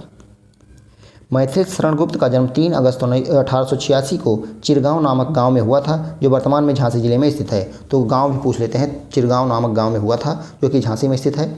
मैथिली शरण गुप्त की पहली कृति रंग में भंग थी। यह रचना उस समय की सामरिक, सामाजिक और राष्ट्रीय परिस्थितियों पर व्यंग करती थी। राष्ट्रकवि की उपाधि मैथिली शरण गुप्त को महात्मा गांधी द्वारा दी गई थी, तो यह भी ध्यान रखिएगा। लेखकों और उनकी कृतियों रचनाओं के संबंध में निम्नलिखित में से कौन सा जोड़ा गलत है? तो कौन सा जोड़ा यहाँ पे गलत है ये बताना है। तो पहला दिया गया है सूरदास अष्टसूर, तो सूरदास अष्टसूर नहीं है, इनका सूरसागर, सूरसरावली और साहित्य लहरी है, तो यही गलत हो जाएगा। बाकी महादेवी वर्मा की कृति छड़दा है, जयशंकर प्रसाद की प्रेम पथिक और मैथिली शरण गुप्त की तिलोत्तमा।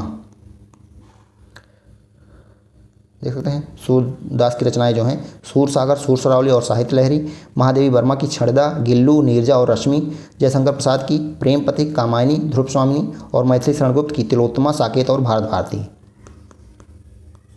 अगला चैप्टर देखते हैं उत्तर प्रदेश का शोध संस्थाएं, संग्रहालय एवं शिक्षण संस्थान। तो इसमें पहला क्वेश्चन है कानपुर में वानिकी प्रशिक्षण संस्थान की स्थापना कब की गई थी? वानिकी प्रशिक्षण संस्थान तो कब की गई थी? 1988 में। थोड़ा बड़ा कर लेते हैं, 1988 में। कानपुर स्थित वानिकी प्रशिक्षण संस्थान 1988 में स्थापित किया गया था। इसकी स्थापना किदवई नगर में हुई थी। यह संस्थान उत्तर प्रदेश वन विभाग का एक प्रमुख केंद्र है जो वन अधिकारियों और कर्मचारियों की क्षमता निर्माण, अनुसंधान और प्रशिक्षण के लिए जिम्मेदार है। उत्तर प्रदेश राज्य ललित कला अकादमी के पहले अध्यक्ष कौन थे? उत्तर प्रदेश राज्य ललित कला अकादमी के पहले अध्यक्ष कौन थे? ये कौन थे? डॉक्टर संपूर्णानंद थे। अभी जल्दी में कोई कुछ आया था, ये लेखपाल में ही आया था। डॉक्टर संपूर्णानंद। राज्य ललित कला अकादमी की स्थापना 8 फरवरी 1962 को उत्तर प्रदेश शासन के संस्कृति विभाग की पूर्णतः वित्त पोषित स्वायत्त शासी इकाई के रूप में हुई। इसके प्रथम अध्यक्ष डॉक्टर संपूर्णानंद नामित हुए। इस अकादमी के वर्तमान अध्यक्ष डॉक्टर सुनील कुमार विश्वकर्मा हैं। भारतीय सब्जी अनुसंधान संस्थान IIVR, जिसे सब्जियों के लिए राष्ट्रीय संदर्भ खाद्य प्रयोगशाला के रूप में मान्यता प्राप्त है उत्तर प्रदेश के किस शहर में स्थित है? तो ये वाराणसी में हो जाएगा। भारतीय सब्जी अनुसंधान संस्थान IIVR, जिसे भारतीय खाद्य सुरक्षा एवं मानक प्राधिकरण FSSAI द्वारा सब्जियों के लिए राष्ट्रीय संदर्भ खाद्य प्रयोगशाला के रूप में मान्यता प्राप्त है, उत्तर प्रदेश के वाराणसी शहर में स्थित है। यहाँ पे मैचिंग वाला क्वेश्चन दिया गया है, इसको हम लोग देखते हैं। दिया गया है संपूर्णानंद संस्कृत विश्वविद्यालय। तो संपूर्णानंद संस्कृत विश्वविद्यालय कहाँ पे स्थित है? तो ये वाराणसी में स्थित है।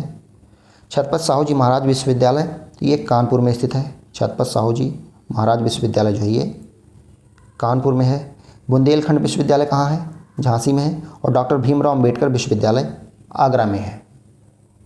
यहाँ पे ये हो जाएगा। देख सकते हैं संपूर्णानंद संस्कृत विश्वविद्यालय कहाँ पे है? वाराणसी में है। छत्रपति साहू जी महाराज विश्वविद्यालय जो है कानपुर में है। बुंदेलखंड विश्वविद्यालय झांसी में और डॉक्टर भीमराव अम्बेडकर विश्वविद्यालय आगरा में है। केंद्रीय पोस्ट बागवानी संस्थान CIHSH जो है लखनऊ उत्तर प्रदेश की स्थापना 1972 में किस रूप में की गई थी? तो ये केंद्रीय पोस्ट बागवानी संस्थान, इसकी स्थापना जो है केंद्रीय आम अनुसंधान स्टेशन के रूप में की गई थी। केंद्रीय पोस्ट बागवानी संस्थान लखनऊ की स्थापना 1972 में मूल रूप से केंद्रीय आम अनुसंधान स्टेशन के रूप में हुआ था। यह लखनऊ के रहमान खेड़ा में स्थित है तथा भारतीय कृषि अनुसंधान परिषद ICAR के अंतर्गत कार्य करता है। इस संस्थान का मुख्य कार्य आम, अमरूद व अन्य उपोष्णकटिबंधीय फलों पर अनुसंधान करना है। अगला क्वेश्चन है 1899 में ICAR भारतीय पशु चिकित्सा अनुसंधान संस्थान IBRI इज्जतनगर उत्तर प्रदेश द्वारा विकसित पहला पशु चिकित्सा जैविक उत्पाद कौन सा था? ये कौन सा था? यहाँ पे ये था एंटी रिंडरपेस्ट सीरम था। भारतीय पशु चिकित्सा अनुसंधान संस्थान IBRI इज्जतनगर उत्तर प्रदेश द्वारा उत्पादित पहला पशु चिकित्सा जैविक उत्पाद एंटी रिंडरपेस्ट सीरम था। यह पशुओं में होने वाली जानलेवा बीमारी रिंडरपेस्ट पशु प्लेग को नियंत्रित करने के लिए तैयार किया गया था। तो IBRI कहाँ पे स्थित है? इज्जतनगर बरेली में। उत्तर प्रदेश में दस्तक अभियान किस अंतर्राष्ट्रीय संगठन के सहयोग से शुरू किया गया था? दस्तक अभियान की बात हो रही है तो ये यूनिसेफ के सहयोग से शुरू किया गया था। उत्तर प्रदेश में दस्तक अभियान यूनिसेफ के सहयोग से शुरू किया गया था। इस अभियान का मुख्य उद्देश्य राज्य के संवेदनशील जिलों में जापानी इंसेफेलाइटिस और एक्यूट इंसेफेलाइटिस सिंड्रोम को खत्म करना था। अगला है भारतीय दलहन अनुसंधान संस्थान IIPR उत्तर प्रदेश के किस शहर में है? तो ये कानपुर में है। इसकी स्थापना जो है ये 1983 में की गई थी। आरंभ में यह परियोजना निदेशालय दलहन के रूप में जाना जाता था। यहाँ पे भी मिलान करना है, चलिए देखते हैं। पहले दिया गया है राष्ट्रीय शर्करा संस्थान। तो शर्करा संस्थान की शुगर इंस्टीट्यूट की बात हो रही, तो ये कानपुर में है, ध्यान दीजिएगा। भातखंडे संस्कृति विश्वविद्यालय ये लखनऊ में है। मोतीलाल नेहरू राष्ट्रीय प्रौद्योगिकी संस्थान यहाँ पे कट रहा है, तो ये प्रयागराज में हो जाएगा। बाकी भारतीय पशु चिकित्सा अनुसंधान संस्थान IBRI ये बरेली में हो जाएगा। देख सकते हैं यहाँ पे राष्ट्रीय शर्करा संस्थान जो है कानपुर में स्थित है। इसकी स्थापना 1936 में की गई थी। भातखंडे संस्कृत विश्वविद्यालय की स्थापना 1926 में लखनऊ में हुई था, किया गया था। मोतीलाल नेहरू राष्ट्रीय प्रौद्योगिकी संस्थान प्रयागराज में स्थित है। इसकी स्थापना 1961 में किया गया था और इसे 2002 में राष्ट्रीय प्रौद्योगिकी संस्थान का दर्जा दिया गया। भारतीय पशु चिकित्सा अनुसंधान संस्थान बरेली में स्थित है। उत्तर प्रदेश के रजा लाइब्रेरी निम्नलिखित में से किस शहर में स्थित है? रजा लाइब्रेरी कहाँ पे स्थित है, यहाँ पे पूछा गया है, तो ये रामपुर में स्थित है। रजा लाइब्रेरी उत्तर प्रदेश के रामपुर शहर में स्थित है। इसकी स्थापना वर्ष 1774 में की गई थी। रजा लाइब्रेरी में 2000 से अधिक दुर्लभ पांडुलिपियाँ और मुगल लघुचित्रों का बड़ा संग्रह जो है देखने को मिलता है। रामपुर में ही आर्यभट्ट नक्षत्रशाला, तो रामपुर में ही आर्यभट्ट नक्षत्रशाला है। डिजिटल लेज़र तकनीक से चलने वाली देश की पहली भीमराव अम्बेडकर संग्रहालय एवं पुस्तकालय स्थित है। रामपुर जनपद मुख्य रूप से चाकू और पतंग उद्योग के लिए प्रसिद्ध है। अगला है उत्तर प्रदेश सरकार ने किस स्थान में वैदिक 3D संग्रहालय के निर्माण की घोषणा की है? वैदिक 3D संग्रहालय के निर्माण की घोषणा कहाँ पे किया गया है? ये वाराणसी में। वाराणसी के संपूर्णानंद संस्कृत विश्वविद्यालय में वैदिक 3D संग्रहालय बनाने की घोषणा उत्तर प्रदेश सरकार ने की है। यह संग्रहालय भारतीय ज्योतिष, खगोल विज्ञान और वैदिक साहित्य से संबंधित है। यहाँ भी मिलान करना है, चलिए देखते हैं। पहले दिया गया है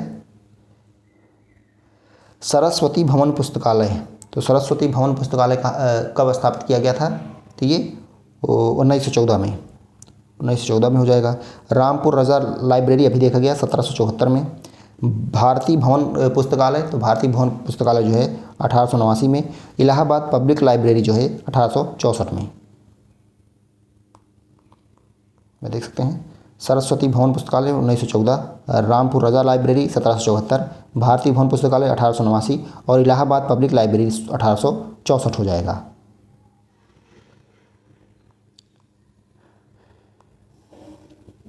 अगला क्वेश्चन है CSIR राष्ट्रीय वनस्पति अनुसंधान संस्थान की शाहीबाग के रूप में स्थापना वर्ष डैश में की गई थी।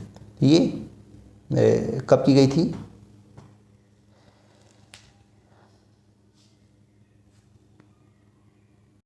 तो ये 1789 में लखनऊ में इसकी स्थापना की गई थी। CSIR राष्ट्रीय वनस्पति अनुसंधान संस्थान की स्थापना शाहीबाग के रूप में वर्ष 1789 में लखनऊ में की गई थी। लखनऊ में ही साइंटिफिक कन्वेंशन सेंटर, राज्य अक्षय ऊर्जा शोध एवं प्रशिक्षण केंद्र और बायोमेडिकल रिसर्च सेंटर स्थित है। निम्नलिखित में कथनों में से उनके असंगत विश्वविद्यालयों से मिलान करें। तो यह भी मिलान करने वाला क्वेश्चन है यहाँ पे। तो उत्तर प्रदेश का पहला विश्वविद्यालय कौन सा हो जाएगा? ये इलाहाबाद हो जाएगा। यूपी का और एशिया का सबसे बड़ा आवासीय विश्वविद्यालय कौन सा हो जाएगा? तो ये हो जाएगा BHU हो जाएगा, यहाँ पे दिया गया है।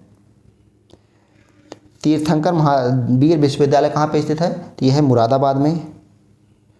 और अगला है यूपी राज्य सरकार का एकमात्र मुक्त विश्वविद्यालय जो है राजर्षि टंडन मुक्त विश्वविद्यालय है, यहाँ पे देख सकते हैं। तो यूपी का पहला विश्वविद्यालय कौन हो गया? इलाहाबाद विश्वविद्यालय 1887। यूपी और एशिया का सबसे बड़ा आवासीय विश्वविद्यालय बनारस विश्वविद्यालय BHU। तीर्थंकर महावीर विश्वविद्यालय मुरादाबाद में है। यूपी राज्य सरकार का एकमात्र मुक्त विश्वविद्यालय जो है राजर्षि टंडन मुक्त विश्वविद्यालय इलाहाबाद। किस संस्थान ने लखनऊ और आसपास के क्षेत्रों में वनस्पति की विविधता और प्राचीनता का सर्वेक्षण, मानचित्र और दस्तावेजीकरण किया? ये कौन सा हो जाएगा? बीरबल साहनी पुरा वनस्पति विज्ञान संस्थान लखनऊ। तो ऑप्शन डी यहाँ पे करेक्ट हो जाएगा। बीरबल साहनी पुरा वनस्पति विज्ञान संस्थान लखनऊ प्रदेश के वनस्पति की विविधता और प्राचीनता का सर्वेक्षण, मानचित्रण और दस्तावेजीकरण का कार्य करता है। इसकी स्थापना प्रोफेसर बीरबल साहनी की स्मृति में 1986 में की गई थी। संस्थान का मुख्य उद्देश्य पुरा वनस्पति विज्ञान में शोध करना और जीवाश्म पौधों का अध्ययन करना है। सुगंध एवं सुरस विकास केंद्र FFDC की स्थापना UNDP, UNIDO और उत्तर प्रदेश सरकार की सहायता से किस वर्ष की गई थी? तो ये 1987 में की गई थी। सुगंध एवं सुरस विकास केंद्र FFDC की स्थापना UNDP और UNIDO तथा उत्तर प्रदेश सरकार की सहायता से वर्ष 1990-91 में की गई। इसका उद्देश्य आवश्यक तेज सुगंध और स्वाद उद्योग तथा कृषि प्रौद्योगिकी और रासायनिक प्रौद्योगिकी के क्षेत्र में अनुसंधान एवं विकास संस्थानों के मध्य एक इंटरफेस के रूप में कार्य करना है। अगला है भारत कला भवन उत्तर प्रदेश में डैश में स्थित एक विश्वविद्यालय संग्रहालय है। भारत कला भवन, तो ये वाराणसी में स्थित है। भारत कला भवन उत्तर प्रदेश में वाराणसी में स्थित एक विश्वविद्यालय संग्रहालय है। भारत कला भवन संग्रहालय की स्थापना 1 जनवरी 1920 को भारत कला परिषद के एक अंग के रूप में हुई थी। इसके प्रथम मानद अध्यक्ष जो हैं कवि रविन्द्रनाथ टैगोर थे। कौन थे? कवि रविन्द्रनाथ टैगोर। अगला है लखनऊ स्थित बाल संग्रहालय चिल्ड्रन म्यूजियम की स्थापना किस वर्ष हुई? तो चिल्ड्रन म्यूजियम की स्थापना जो है 1957 में हुई थी। लखनऊ स्थित बाल संग्रहालय की स्थापना 1957 में की गई थी। इसका पूरा नाम मोतीलाल नेहरू बाल संग्रहालय है। अगला क्वेश्चन दिया गया है बनारस हिंदू विश्वविद्यालय की स्थापना किस वर्ष हुई थी? बनारस हिंदू विश्वविद्यालय की स्थापना जो है किस वर्ष की गई थी? तो ये 1916 में की गई थी। कई बार क्वेश्चन पूछा गया है। बनारस हिंदू विश्वविद्यालय यानी BHU की स्थापना वर्ष 1916 में महामना पंडित मदन मोहन मालवीय ने की थी। BHU को पहले सेंट्रल हिंदू कॉलेज के नाम से जाना जाता था। सेंट्रल हिंदू कॉलेज की स्थापना एनी बेसेंट ने की थी। यूपी शिक्षा के संदर्भ में BHU का पूर्ण रूप क्या है? तो बनारस हिंदू विश्वविद्यालय। ऑप्शन यहाँ पे करेक्ट हो जाएगा। भातखंडिक संगीत संस्थान विश्वविद्यालय जो है उत्तर प्रदेश में कहाँ स्थित है? तो हो चुका है क्वेश्चन, लखनऊ में स्थित है। इस विश्वविद्यालय का आदर्श वाक्य है नादाधीनम जगत, अर्थात यह संपूर्ण विश्व नाद या संगीत के अधीन है। यह भारत का एक बड़ा ललित कला नृत्य संगीत विश्वविद्यालय है। इस विश्वविद्यालय की स्थापना वर्ष 1926 में राय उमानाथ बली एवं राजराजेश्वर बली संयुक्त प्रांत के तत्कालीन शिक्षा मंत्री के प्रयासों से पंडित भातखंडे द्वारा की गई थी। इस विश्वविद्यालय का नाम महान संगीतकार पंडित विष्णु भातखंडे के नाम पर रखा गया है। जगत गुरु रामभद्राचार्य विकलांग विश्वविद्यालय दुनिया में अपनी तरह का पहला विश्वविद्यालय उत्तर प्रदेश में डैश में स्थित है। ये चित्रकूट में स्थित है। जगत गुरु रामभद्राचार्य विकलांग विश्वविद्यालय की स्थापना 27 सितंबर 2001 को चित्रकूट उत्तर प्रदेश में की गई थी। श्री राघवे जगत गुरु रामभद्राचार्य जी को इस विश्वविद्यालय का आजीवन कुलाधिपति बनाया गया है। वह स्वयं एक अंधे व्यक्ति हैं। इन्होंने विकलांग व्यक्तियों के लिए विश्वविद्यालय की स्थापना के लिए मिशनरी को आगे बढ़ाया। महत्वपूर्ण तथ्य है, इस विद्यालय का उद्देश्य विकलांग व्यक्तियों को उच्च एवं व्यावसायिक शिक्षा प्रदान करना है। सार्वजनिक एवं निजी क्षेत्र के उद्देश्यों में शिक्षित विकलांग व्यक्तियों के लिए प्लेसमेंट का पता लगाना, विकलांग व्यक्तियों को मुख्य धारा में लाने के लिए उपयुक्त शिक्षा प्रदान करके उन्हें आध्यात्मिक, सामाजिक और आर्थिक रूप से बढ़ावा देना। अब अगला चैप्टर है उत्तर प्रदेश की भाषाएं। तो इसमें एक ही क्वेश्चन दिया गया है, उत्तर प्रदेश किस शहर में सरकार देश का पहला हिंदी भाषा साहित्य का संग्रहालय स्थापित करेगी? तो ये कहाँ पे स्थापित करेगी? लखनऊ में, सॉरी ये वाराणसी में। उत्तर प्रदेश के वाराणसी शहर में देश का पहला हिंदी भाषा साहित्य संग्रहालय स्थापित किया गया है, जो किसी भाषा को समर्पित देश का पहला संग्रहालय होगा। संग्रहालय में हिंदी साहित्य के इतिहास, साहित्यकारों के जीवन और उनकी रचनाओं को प्रदर्शित किया जाएगा। तो ये हो जाएगा वाराणसी में। ये देश का पहला है।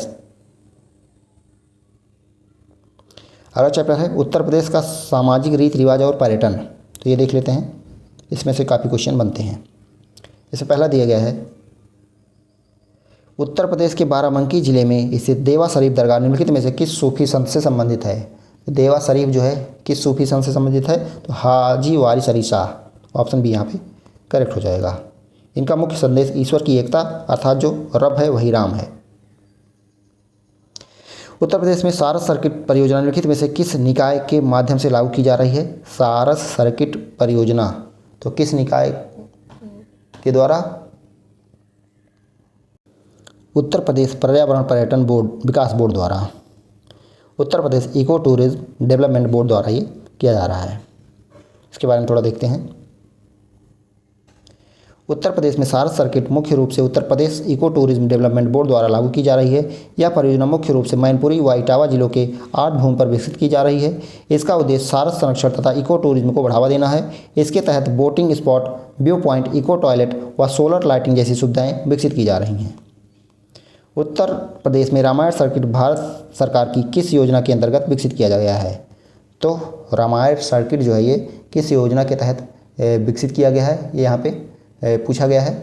तो ये स्वदेश दर्शन योजना, ऑप्शन यहाँ पे करेक्ट हो जाएगा। भारत सरकार के पर्यटन मंत्रालय ने स्वदेश दर्शन योजना के तहत देश भर में पर्यटन को बढ़ावा देने के लिए 15 विषयगत सर्किटों की पहचान की है। इसके अंतर्गत रामायण सर्किट भी शामिल है। अयोध्या, श्रृंगवेरपुर जैसे स्थान इस सर्किट के हिस्से हैं। उत्तर प्रदेश पर्यटन नीति 2022 के अनुसार महाभारत सर्किट के अंतर्गत आने वाले स्थानों के विकल्प की पहचान कीजिए। महाभारत सर्किट में कौन कौन से आते हैं? तो ये मथुरा, गोंडा, प्रयागराज और कौशाम्बी। तो ऑप्शन सी यहाँ पे करेक्ट हो जाएगा। उत्तर प्रदेश पर्यटन नीति 2022 के अनुसार महाभारत सर्किट के अंतर्गत आने वाले स्थानों में हस्तिनापुर, कांपिल, अहिच्छत्र, बरनावा, मथुरा, कौशाम्बी, गोंडा, लाक्षागृह, हंडिया यानी प्रयागराज, कीचकवध स्थल राठ हमीरपुर में है तथा विदुर कुटी बिजनौर, ये सभी शामिल हैं। निम्नलिखित में से कौन सा उत्तर प्रदेश पर्यटन के बौद्ध सर्किट का हिस्सा है? तो बौद्ध सर्किट का हिस्सा इसमें से कौन सा है? तो सारनाथ है। सारनाथ उत्तर प्रदेश पर्यटन के बौद्ध सर्किट का हिस्सा है। उत्तर प्रदेश के बौद्ध सर्किट के में जो है राज्य के 6 स्थान कपिलवस्तु, श्रावस्ती, संकिसा, कौशाम्बी, सारनाथ और कुशीनगर शामिल हैं। उत्तर प्रदेश में यूपी पर्यटन द्वारा बुंदेलखंड सर्किट में निम्न में से कौन से गंतव्य शामिल हैं? बुंदेलखंड सर्किट में कौन कौन से शामिल हैं ये आपको बताना है। तो बुंदेलखंड सर्किट में बिठूर, चित्रकूट, झांसी, कालिंजर, महोबा शामिल हैं। ऑप्शन डी यहाँ पे करेक्ट हो जाएगा। उत्तर प्रदेश जैसे विशाल राज्य में पर्यटकों की सुविधा के लिए अलग अलग रुचि के अनुसार स्थलों को चयनित कर पर्यटन परिपथ का सृजन किया गया है। पर्यटन सर्किट में लोग अपनी रुचि के अनुसार सुगमता से भ्रमण कर सकते हैं। बुंदेलखंड सर्किट के अंतर्गत बिठूर, चित्रकूट, झांसी, कालिंजर, महोबा आदि शामिल हैं। अगला है दुमपुख्त। उत्तर प्रदेश में डैश की एक लोकप्रिय प्रक्रिया है, तो ये व्यंजन पकाने की विधि है। ये दुमपुख्त उत्तर प्रदेश में लखनवी व्यंजन पकाने की विधि है। मूलतः इसके द्वारा मांसाहारी व्यंजन पकाए जाते हैं। अगला है राधा के जन्म स्थान के रूप में निम्न में से किस स्थान को जाना जाता है? तो राधा का जन्म जो हुआ था ये बरसाना में हुआ था। यह गांव रावल के नाम से प्रसिद्ध है। राधा की मां का नाम कृतिदा तथा पिता का नाम वृषभान था। यहाँ से देखते हैं उत्तर प्रदेश का भौगोलिक परिदृश्य एवं पर्यावरण। यहाँ से क्वेश्चन बनते हैं काफ़ी। इसमें पहला क्वेश्चन है उत्तर प्रदेश का सबसे पश्चिमी जिला कौन सा है? तो पश्चिमी जिले की बात हो रही है, ये शामली हो जाएगा। उत्तर प्रदेश की कुल सीमा जो है 9 राज्यों तथा एक केंद्र शासित राज्य से दिल्ली से लगती है। कुल 9 राज्य यानी 8 राज्य और एक केंद्र शासित प्रदेश, टोटल 9 से लगती है। तो सबसे पूर्वी जिला बलिया हो गया, सबसे उत्तरी जिला जो है सहारनपुर, दक्षिणी जिला सोनभद्र और पश्चिमी हो गया शामली। क्षेत्रफल की दृष्टि से उत्तर प्रदेश का सबसे बड़ा जिला कौन सा है? ये हो जाएगा लखीमपुर खीरी। लखीमपुर खीरी का कुल क्षेत्रफल 7,680 वर्ग किलोमीटर है, जो उत्तर प्रदेश का सबसे बड़ा जिला है। यह जिला लखनऊ संभाग का हिस्सा है। यह जिला नेपाल की सीमा पर स्थित है। दुधवा राष्ट्रीय उद्यान लखीमपुर खीरी में है। यह उत्तर प्रदेश का एकमात्र राष्ट्रीय उद्यान भी है। उत्तर प्रदेश के सोनभद्र जिले के साथ निम्नलिखित में से कौन सा राज्य सीमा साझा करता है? तो छत्तीसगढ़ साझा करता है, झारखंड साझा करता है, हिमाचल प्रदेश नहीं साझा करता है। इसके अलावा एमपी और बिहार भी साझा करता है। तो केवल ए और बी शामिल हो जाएंगे, ए और बी। उत्तर प्रदेश के सोनभद्र जिला जो है ये 4 राज्यों की सीमाओं को स्पर्श करता है, छत्तीसगढ़, झारखंड, मध्य प्रदेश और बिहार। सोनभद्र में खनिज संसाधन, वन संसाधन और जल संसाधन शामिल हैं। सोनभद्र में कोयला, चूना पत्थर, डोलोमाइट और बॉक्साइट जैसे खनिजों का भंडार है। अगला है शामली की सीमाएं निम्नलिखित में से किस राज्य से लगती हैं? तो शामली की सीमाएं जो हैं किस राज्य से लगती हैं ये यहाँ पे बताना है। ये दिल्ली दिया गया है, बिहार, उत्तराखंड, हरियाणा, तो हरियाणा से लगती हैं। उत्तर प्रदेश के शामली जिले की सीमा हरियाणा राज्य से लगती है। हरियाणा राज्य से उत्तर प्रदेश की कुल 6 जिलों की सीमाएं लगती हैं। तो हरियाणा राज्य से जो है उत्तर प्रदेश के 6 जिलों की सीमाएं लगती हैं। इसमें सहारनपुर, शामली, बागपत, गौतम बुद्ध नगर, अलीगढ़ और मथुरा हैं। आगरा और मथुरा की सीमा राजस्थान से तथा गाजियाबाद और गौतम बुद्ध नगर जिले की सीमा दिल्ली से लगती है। भारत की मानक याम में उत्तर डैश है और यह डैश से गुजरती है। तो 82.5 डिग्री ईस्ट है, जो कि मिर्ज़ापुर से गुजरती है। कहीं कहीं नैनी भी दिया रहता है, तो ये आप लोग ध्यान रखिएगा। ऑप्शन सी यहाँ पे करेक्ट हो जाएगा। भारत की मानक याम में उत्तर रेखा 82.5 डिग्री ईस्ट है, यानी पूर्वी है, और यह उत्तर प्रदेश के मिर्ज़ापुर से गुजरती है। यह रेखा भारत के 5 राज्यों उत्तर प्रदेश, मध्य प्रदेश, छत्तीसगढ़, उड़ीसा और आंध्र प्रदेश से गुजरती है। अगला क्वेश्चन है उत्तर प्रदेश के निम्नलिखित जिलों में से कौन सा जिला मध्य प्रदेश के साथ सीमा साझा करता है? तो मध्य प्रदेश के साथ सीमा चित्रकूट, महोबा, तो ये दोनों साझा करते हैं, बलिया नहीं साझा करता। तो ऑप्शन सी यहाँ पे करेक्ट हो जाएगा। उत्तर प्रदेश के चित्रकूट और महोबा जिले मध्य प्रदेश के साथ सीमा साझा करते हैं। उत्तर प्रदेश के टोटल जो है 11 जिले मध्य प्रदेश के साथ सीमा साझा करते हैं। तो 11 जिले कौन कौन से हैं? आगरा हो गया, इटावा हो गया, फिर जालौन, झांसी, ललितपुर, महोबा, बांदा, चित्रकूट, प्रयागराज, मिर्ज़ापुर और सोनभद्र। महोबा जिला उत्तर प्रदेश के किस क्षेत्र में स्थित है? तो महोबा जो है ये बुंदेलखंड में आता है। महोबा जिला उत्तर प्रदेश राज्य के बुंदेलखंड क्षेत्र में स्थित है। यह उत्तर प्रदेश और मध्य प्रदेश की सीमा पर स्थित है। महोबा जिला 11 फरवरी 1995 को हमीरपुर जिले से अलग करके बनाया गया था। ये भी इंपॉर्टेंट हो जाता है। तो महोबा जिला जो बनाया गया था हमीरपुर जिले से अलग करके 11 फरवरी 1995 को बनाया गया था। अगला चैप्टर है उत्तर प्रदेश का परिवहन। उत्तर प्रदेश का परिवहन, इसके क्वेश्चन देखते हैं। इसमें पहला क्वेश्चन दिया गया है उत्तर प्रदेश के किस हवाई अड्डे का नाम बदलकर चौधरी चरण सिंह अंतर्राष्ट्रीय हवाई अड्डा रखा गया है? तो लखनऊ हवाई अड्डे का नाम बदलकर, पहले इसको अमौसी हवाई अड्डे के रूप में जाना जाता था, जिसका नाम बदलकर 17 जुलाई 2008 को चौधरी चरण सिंह अंतर्राष्ट्रीय हवाई अड्डा कर दिया गया। इसे 19 मई 2012 को अंतर्राष्ट्रीय हवाई अड्डे का दर्जा दिया गया। वर्तमान में इसका प्रबंधन जो है अडानी समूह द्वारा किया जा रहा है। मॉडर्न कोच फैक्ट्री एक रेल कोच निर्माण इकाई उत्तर प्रदेश के निम्नलिखित में से किस जिले में स्थित है? तो ये रायबरेली हो जाएगी। ऑप्शन डी यहाँ पे करेक्ट हो जाएगा। भारत का पहला मल्टी मॉडल टर्मिनल कहाँ बनाया जा रहा है? भारत का पहला मल्टी मॉडल टर्मिनल ये कहाँ पे बनाया जा रहा है? तो ये जो है ये वाराणसी में बनाया जा रहा है। भारत का पहला multi modal terminal Uttar Pradesh के वाराणसी में गंगा नदी पर बनाया जा रहा है। इसका उद्देश्य अंतर्देशीय जलमार्गों को परिवहन के एक सस्ते और अधिक पर्यावरण अनुकूल साधन के रूप में बढ़ावा देना है। इस मल्टी मॉडल टर्मिनल का उद्घाटन प्रधानमंत्री नरेंद्र मोदी ने किया। इसका निर्माण सरकार की जलमार्ग विकास परियोजना के हिस्से के रूप में किया गया है। यूपी SH7 किन 2 प्रमुख शहरों को जोड़ता है? तो ये यूपी स्टेट हाईवे 7 किनको जोड़ता है? तो ये इलाहाबाद और गोरखपुर को जोड़ता है। उत्तर प्रदेश राजमार्ग 7 यूपी SH7 इलाहाबाद प्रयागराज को जौनपुर होते हुए गोरखपुर को जोड़ता है। इसकी कुल लंबाई 106.56 किलोमीटर है। उत्तर प्रदेश मोटर वाहन कराधान अधिनियम 1997 को लागू करने के लिए मुख्य रूप से कौन जिम्मेदार है? तो मुख्य रूप से कौन जिम्मेदार है यहाँ पे? परिवहन आयुक्त, द ट्रांसपोर्ट कमिश्नर।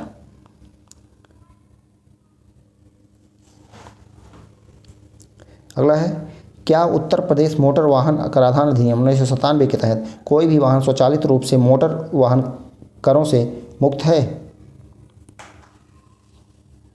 ये धार्मिक संस्थानों के स्वामित्व वाले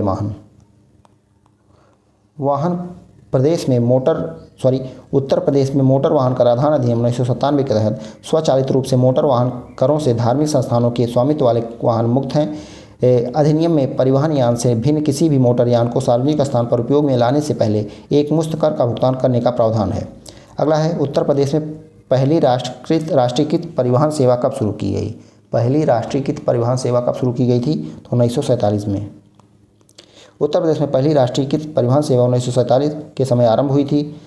प्रदेश में यात्री सड़क परिवहन सेवा 15 मई 1947 को लखनऊ बाराबंकी मार्ग पर संचालन कर प्रारंभ की गई थी। 1 जून 1972 को सड़क परिवहन अधिनियम 1950 के अधीन परिवर्तित कर उत्तर प्रदेश सड़क परिवहन निगम का दिया गया।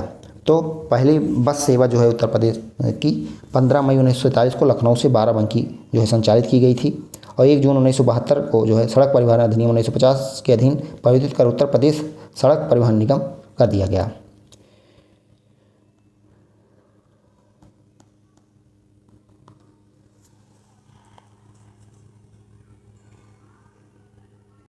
कौन सा जिला यूपी SH1 के मार्ग पर नहीं है? तो देवरिया है, महाराजगंज है, गोरखपुर है, वाराणसी नहीं है। उत्तर प्रदेश का राज्य राजमार्ग 1 SH1 महाराजगंज, गोरखपुर, देवरिया और बलिया जिलों से होकर गुजरता है। यह सोनौली नगर को बलिया से जोड़ता है और इसे सोनौली, नौतनवा, गोरखपुर, देवरिया, बलिया मार्ग भी कहा जाता है। अतः स्पष्ट है कि यूपी SH1 जो है मार्ग वाराणसी नहीं है। आगरा लखनऊ एक्सप्रेस वे कितना लंबा है? तो ये एक्सप्रेस वे से काफ़ी क्वेश्चन पूछे जाते हैं। तो ये लगभग 302 किलोमीटर लंबा है। ऑप्शन सी यहाँ पे करेक्ट हो जाएगा। Agra Lucknow express way 302 kilometre लंबा है। इसका निर्माण कार्य 21 नवंबर 2016 को संपन्न हुआ। निम्नलिखित में से उत्तर प्रदेश के निम्नलिखित में से किस शहर में अंतर्राष्ट्रीय हवाई अड्डा है? अंतर्राष्ट्रीय हवाई अड्डा इनमें से किस में है? तो लखनऊ में है, वाराणसी में है, दोनों जगह पे है। तो ऑप्शन सी यहाँ पे करेक्ट हो जाएगा।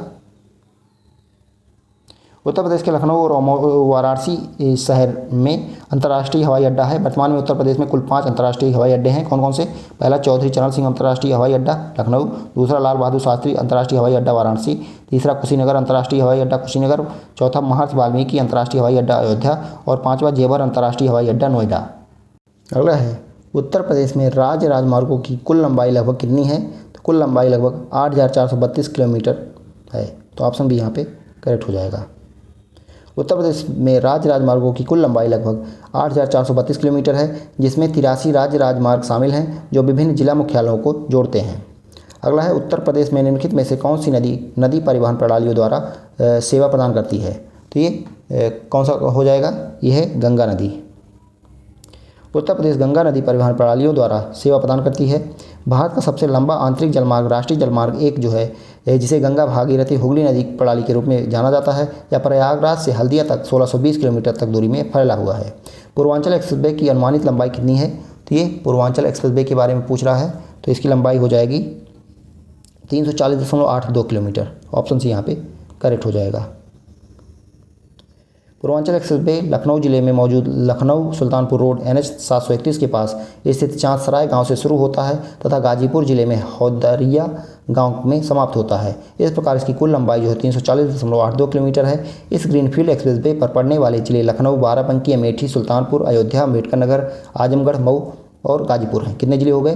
तो ये लखनऊ हो गया, बाराबंकी हो गया, अमेठी हो गया, सुल्तानपुर हो गया, अयोध्या हो गया, अम्बेडकर नगर, आजमगढ़, मऊ और गाजीपुर, टोटल 9 जिले शामिल हैं इसमें। उत्तर प्रदेश मोटर वाहन कराधान अधिनियम 1997 के तहत विभिन्न श्रेणियों के वाहनों के लिए कर की दरें कैसे निर्धारित की जाती हैं? तो ये कर की दरें जो हैं कैसे निर्धारित की जाती हैं, ये यहाँ पे पूछा गया है। तो ये इंजन क्षमता के आधार पर, ऑप्शन बी यहाँ पे करेक्ट हो जाएगा। उत्तर प्रदेश मोटर वाहन कराधान अधिनियम 1997 के तहत इंजन की क्षमता के आधार पर विभिन्न श्रेणियों के वाहनों के लिए कर दरें निर्धारित की जाती हैं। यह कराधान अधिनियम 1 जनवरी 1997 को प्रकाशित एवं प्रारंभ हुआ। इस अधिनियम का उद्देश्य राज्य में मोटर वाहनों पर कर लगाना और यात्रियों और माल के भाड़े पर परिवहन में लगे मोटर वाहनों पर अतिरिक्त कर लगाना है। उत्तर प्रदेश मोटर वाहन कराधान अधिनियम 1997 के अंतर्गत किस प्रकार के वाहनों को कराधान से छूट प्राप्त है? तो ये एम्बुलेंस और फायर इंजन को, ऑप्शन बी यहाँ पे करेक्ट हो जाएगा। बदायूं जिले में कौन सा राज्य राजमार्ग है? बदायूं जिले में UP SH 18 है। 1 जून 1972 को उत्तर प्रदेश के में किस संगठन का गठन किया गया था? 1 जून 1972 को उत्तर प्रदेश में किस का गठन किया गया था? ये क्या हो जाएगा? उत्तर प्रदेश राज्य सड़क परिवहन निगम, ऑप्शन बी यहाँ पे करेक्ट हो जाएगा। उत्तर प्रदेश में 1 जून 1972 को उत्तर प्रदेश राज्य सड़क परिवहन निगम का गठन किया गया था। देश के सर्वाधिक आबादी वाले राज्य में यह संगठन 50 वर्षों से अपनी सेवाएं दे रहा है। यह संगठन प्रदेश सरकार के तहत एक सार्वजनिक सेवा है जो राज्यों के भीतर बस सेवाएं प्रदान करती है। प्रथम बस प्रदेश में लखनऊ से बाराबंकी के मध्य चलाई गई थी। परिवहन निगम द्वारा लोहिया ग्रामीण सेवा, mini bus, Janrath, Volvo sleeper, संकल्प सेवा, पिंक एक्सप्रेस आदि प्रकार की सेवाएं प्रदान की जा रही हैं। किस राजमार्ग को लखनऊ आजमगढ़ बलिया मार्ग के रूप में जाना जाता है? तो ये कौन सा राजमार्ग है? ये UP SH 34। उत्तर प्रदेश के लखनऊ आजमगढ़ बलिया राज्य राजमार्ग को UP SH 34 के नाम से जाना जाता है। यह राज्य राजमार्ग जो है रायबरेली, सुल्तानपुर, जौनपुर, आजमगढ़, मऊ, बलिया तक जाता है। इस राज्य राजमार्ग की कुल लंबाई 315.98 किलोमीटर है। कौन सा एक्सप्रेसवे ग्रेटर नोएडा को आगरा से जोड़ता है? ग्रेटर नोएडा को आगरा से जोड़ता है कौन सा एक्सप्रेसवे? तो ये Agra Lucknow expressway, option B यहाँ पे करेक्ट हो जाएगा। ग्रेटर नोएडा को आगरा से जोड़ने वाले मार्ग को यमुना एक्सप्रेसवे के नाम से जाना जाता है। सॉरी, यहाँ पे यमुना एक्सप्रेसवे हो जाएगा। यमुना एक्सप्रेसवे सी ऑप्शन है। यमुना एक्सप्रेसवे जो है ये ग्रेटर नोएडा को आगरा से जोड़ता है। यमुना एक्सप्रेसवे को ताज एक्सप्रेसवे के नाम से भी जाना जाता है। यह 165.5 किलोमीटर लंबा 6 लेन एक्सेस कंट्रोल हाईवे है जो कि मथुरा, अलीगढ़ से गुजरते हुए नोएडा को आगरा से जोड़ता है। इसका निर्माण GT रोड तथा NH 2 पर यातायात को कम करने के लिए किया गया है। UPRRDA का पूर्ण रूप क्या है? UPRRDA का पूर्ण रूप यहाँ पे पूछा गया है, तो क्या हो जाएगा? Uttar Pradesh rural roads development agency. ध्यान रखिएगा, ये एजेंसी है, अथॉरिटी मत करिएगा। Uttar Pradesh rural roads development agency है, UPRRDA का फुल फॉर्म। इसका प्रमुख कार्य सड़कों का निर्माण, सुधार कार्य, पुलों का निर्माण ये तथा रखरखाव का कार्य करना है। यह राज्य से गुजरने वाले राष्ट्रीय राजमार्गों के रखरखाव का भी कार्य करता है। उत्तर प्रदेश में कौन सा राष्ट्रीय राजमार्ग मुरादाबाद में NH 9 जंक्शन से शुरू होता है, चंदौली, बबराला, अलीगढ़ से गुजरता है और आगरा में NH 44 के जंक्शन पर समाप्त हो जाता है? तो ये कौन सा हो जाएगा? NH 509, NH 509। उत्तर प्रदेश में NH 509 मुरादाबाद में NH 9 के जंक्शन से प्रारंभ होकर चंदौसी, बबराला, अलीगढ़ से होते हुए आगरा में NH 44 के जंक्शन पर समाप्त हो जाता है। यह राजमार्ग आगरा को मुरादाबाद से जोड़ता है। यहाँ पे मिलान करना है, तो डायरेक्ट आंसर देख लेते हैं इसका। अयोध्या फैजाबाद हवाई अड्डे का नाम? महर्षि वाल्मीकि अंतर्राष्ट्रीय हवाई अड्डा, लखनऊ में चौधरी चरण सिंह अंतर्राष्ट्रीय हवाई अड्डा, जेवर जो है नोएडा अंतर्राष्ट्रीय हवाई अड्डा है और वाराणसी में लाल बहादुर शास्त्री अंतर्राष्ट्रीय हवाई अड्डा। डैश प्रमुख निर्यात केंद्रों को वाराणसी और प्रयागराज से होते हुए हल्दिया बंदरगाह से जोड़ता है? तो NW1। राष्ट्रीय जलमार्ग 1 NW1 भारत का सबसे लंबा आंतरिक जलमार्ग है। इसकी कुल लंबाई 1620 किलोमीटर है। यह जलमार्ग प्रमुख निर्यात केंद्रों को वाराणसी और प्रयागराज होते हुए हल्दिया बंदरगाह से जोड़ता है। वर्तमान में कुल 111 राष्ट्रीय जलमार्ग हैं। उत्तर प्रदेश राज्य राजमार्ग प्राधिकरण का गठन किस वर्ष किया गया था? तो ये 2004 में किया गया था। उत्तर प्रदेश राज्य राजमार्ग प्राधिकरण 13 अगस्त 2004 को उत्तर प्रदेश राज्य राजमार्ग प्राधिकरण का गठन हुआ। इसका गठन उत्तर प्रदेश के अधिनियम संख्या 19/2004 के तहत किया गया था। इस प्राधिकरण को public private partnership PPP model पर शुरू किया गया। इसकी शासी परिषद की अध्यक्षता प्रदेश के मुख्यमंत्री करते हैं। अगला है उत्तर प्रदेश का सबसे बड़ा सौर ऊर्जा संयंत्र निम्नलिखित में से किस जिले में स्थापित किया गया है? तो ये मिर्ज़ापुर में। 12 मार्च 2018 को भारत के माननीय प्रधानमंत्री नरेंद्र मोदी और फ्रांस के राष्ट्रपति इमैनुअल मैक्रों ने उत्तर प्रदेश के सबसे बड़े 75 मेगावाट क्षमता के सौर ऊर्जा संयंत्र का उद्घाटन मिर्ज़ापुर जिले के विजयपुर ग्राम में किया। अगला है उत्तर प्रदेश ने IT, टेक्सटाइल, हस्तशिल्प और गैर पारंपरिक ऊर्जा जैसे विभिन्न क्षेत्रों को पूरा करने के लिए राज्य में कितने सेज विशेष आर्थिक क्षेत्र की मंजूरी दी है? तो ये कौन सा हो जाएगा? 31।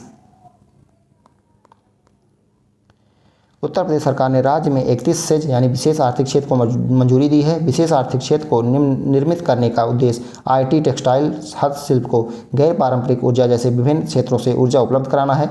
उत्तर प्रदेश सरकार ने सेज के लिए मंजूरी प्रदान करने के लिए विशेष आर्थिक क्षेत्र अधिनियम को लागू किया।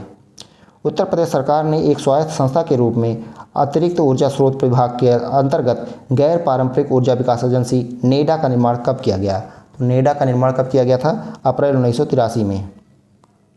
उत्तर प्रदेश में नवीन एवं नवीकरणीय ऊर्जा विकास के लिए अतिरिक्त ऊर्जा स्रोत विभाग के अंतर्गत गैर पारंपरिक ऊर्जा विकास एजेंसी नेडा का गठन जो है अप्रैल 1983 में किया गया था। नेडा एक स्वायत्त संस्था के रूप में कार्यरत है। नेडा को ही यूपी नेडा के नाम से जाना जाता है। इसका मुख्यालय लखनऊ में स्थित है। अगला है निम्नलिखित में से कौन सा नाभिकीय शक्ति संयंत्र उत्तर प्रदेश में स्थित है? तो नरौरा बुलंदशहर।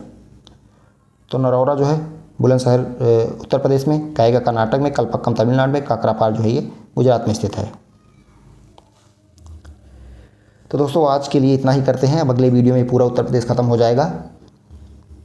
तो इसके अलावा हम लोग जो घटना चक्र की पुस्तक आती है पुनरावलोकन, उसमें से भी यूपी स्पेशल कर लेंगे। तो इसके बाहर से आपका क्वेश्चन नहीं पूछा जाएगा। तो दोस्तों तो चैनल को सब्सक्राइब कर लीजिए और बाकी जितने भी वीडियो पड़े हैं आप लोग प्लेलिस्ट में जाके देख सकते हैं, चाहे वो आपका साइंस एंड टेक हो या फिर इकोलॉजी डिजास्टर मैनेजमेंट हो। तो दोस्तों यही आज वीडियो समाप्त करते हैं। कल इसका वीडियो दूसरा पार्ट जो है अपलोड हो जाएगा। तो यूपी स्पेशल जो है ये यूथ बुक से कंप्लीट हो जाएगी। बाकी आप लोग टेलीग्राम चैनल से भी जुड़ जाइए, वहाँ पे रेगुलर जो है फ्री क्विज कराया जा रहा है। तो वहाँ से भी आपकी तैयारी जो है स्ट्रांग हो जाएगी। धन्यवाद। जय हिंद।